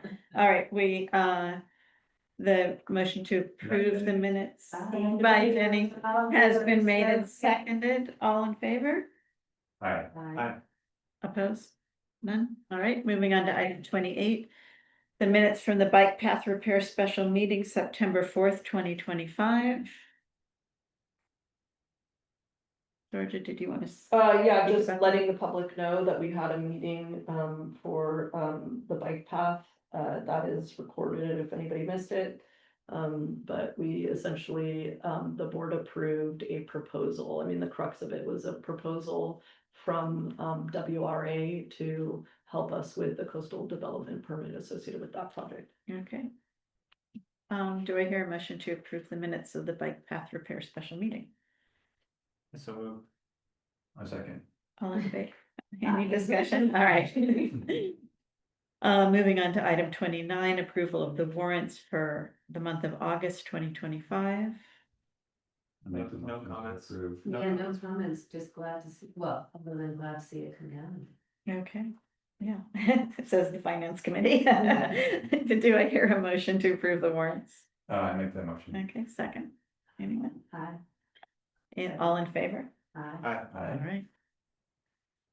Anything to be signed by board Yeah, with members? some checks here, but you can do that after the meeting. Okay. People have time. Future agenda items? I think I think we we covered mentioned that. a few, well, yeah. The next meeting date? Hold on. Oh, I'm so So- sorry. Future agenda items, we talked about the Elwa violation discussion. Is that on the agenda, in tandem with the leak relief Mhm. Yeah, discussion? Yeah. Okay. Something that fell off the radar is director compensation. It's I like, was thinking about that. could we bring that up again? Cause it seemed like we had. Yeah, I mean, some- I've budgeted more this year for it. We haven't implemented that. And I mean, I only budgeted nominally more, but Was that it gives still me. a discussion or did we decide what we wanted to do? Do you No, remember? you guys have not decided what you wanted Okay, to do. We let's had talk about it. discussed a little bit about what other folks do, and Mhm. basically I needed to reflect that in the budget without, you know, you having made a decision yet, just to Okay. give us some wiggle room. So I can Okay. bring forward what that wiggle room is and some options. That sounds great. Yeah. Thank you. That's good. Anything else for future, next agenda? All right, next meeting date is gonna be October something. You guys move. Which I Now have. let's We start actually, with we the we decided, yeah, so we, Other than what? signage. Right, the signage for the Mhm. future we agenda. voted to push the October meeting back. I think the 22nd, you said Oh, is what I have second, written so- down. Person can come. Yeah, 17th. okay. We I might, will be jet lagged. that's okay. Great. You're worth a lot, jet lag, more than some people are when they're not Okay. jet lagged. You take it. Yeah, we'll take you jet lag. All right, with that, this meeting is adjourned. Thank you. Kelly? Nice job. Yep. Well done. I'm good with a ham. Yeah.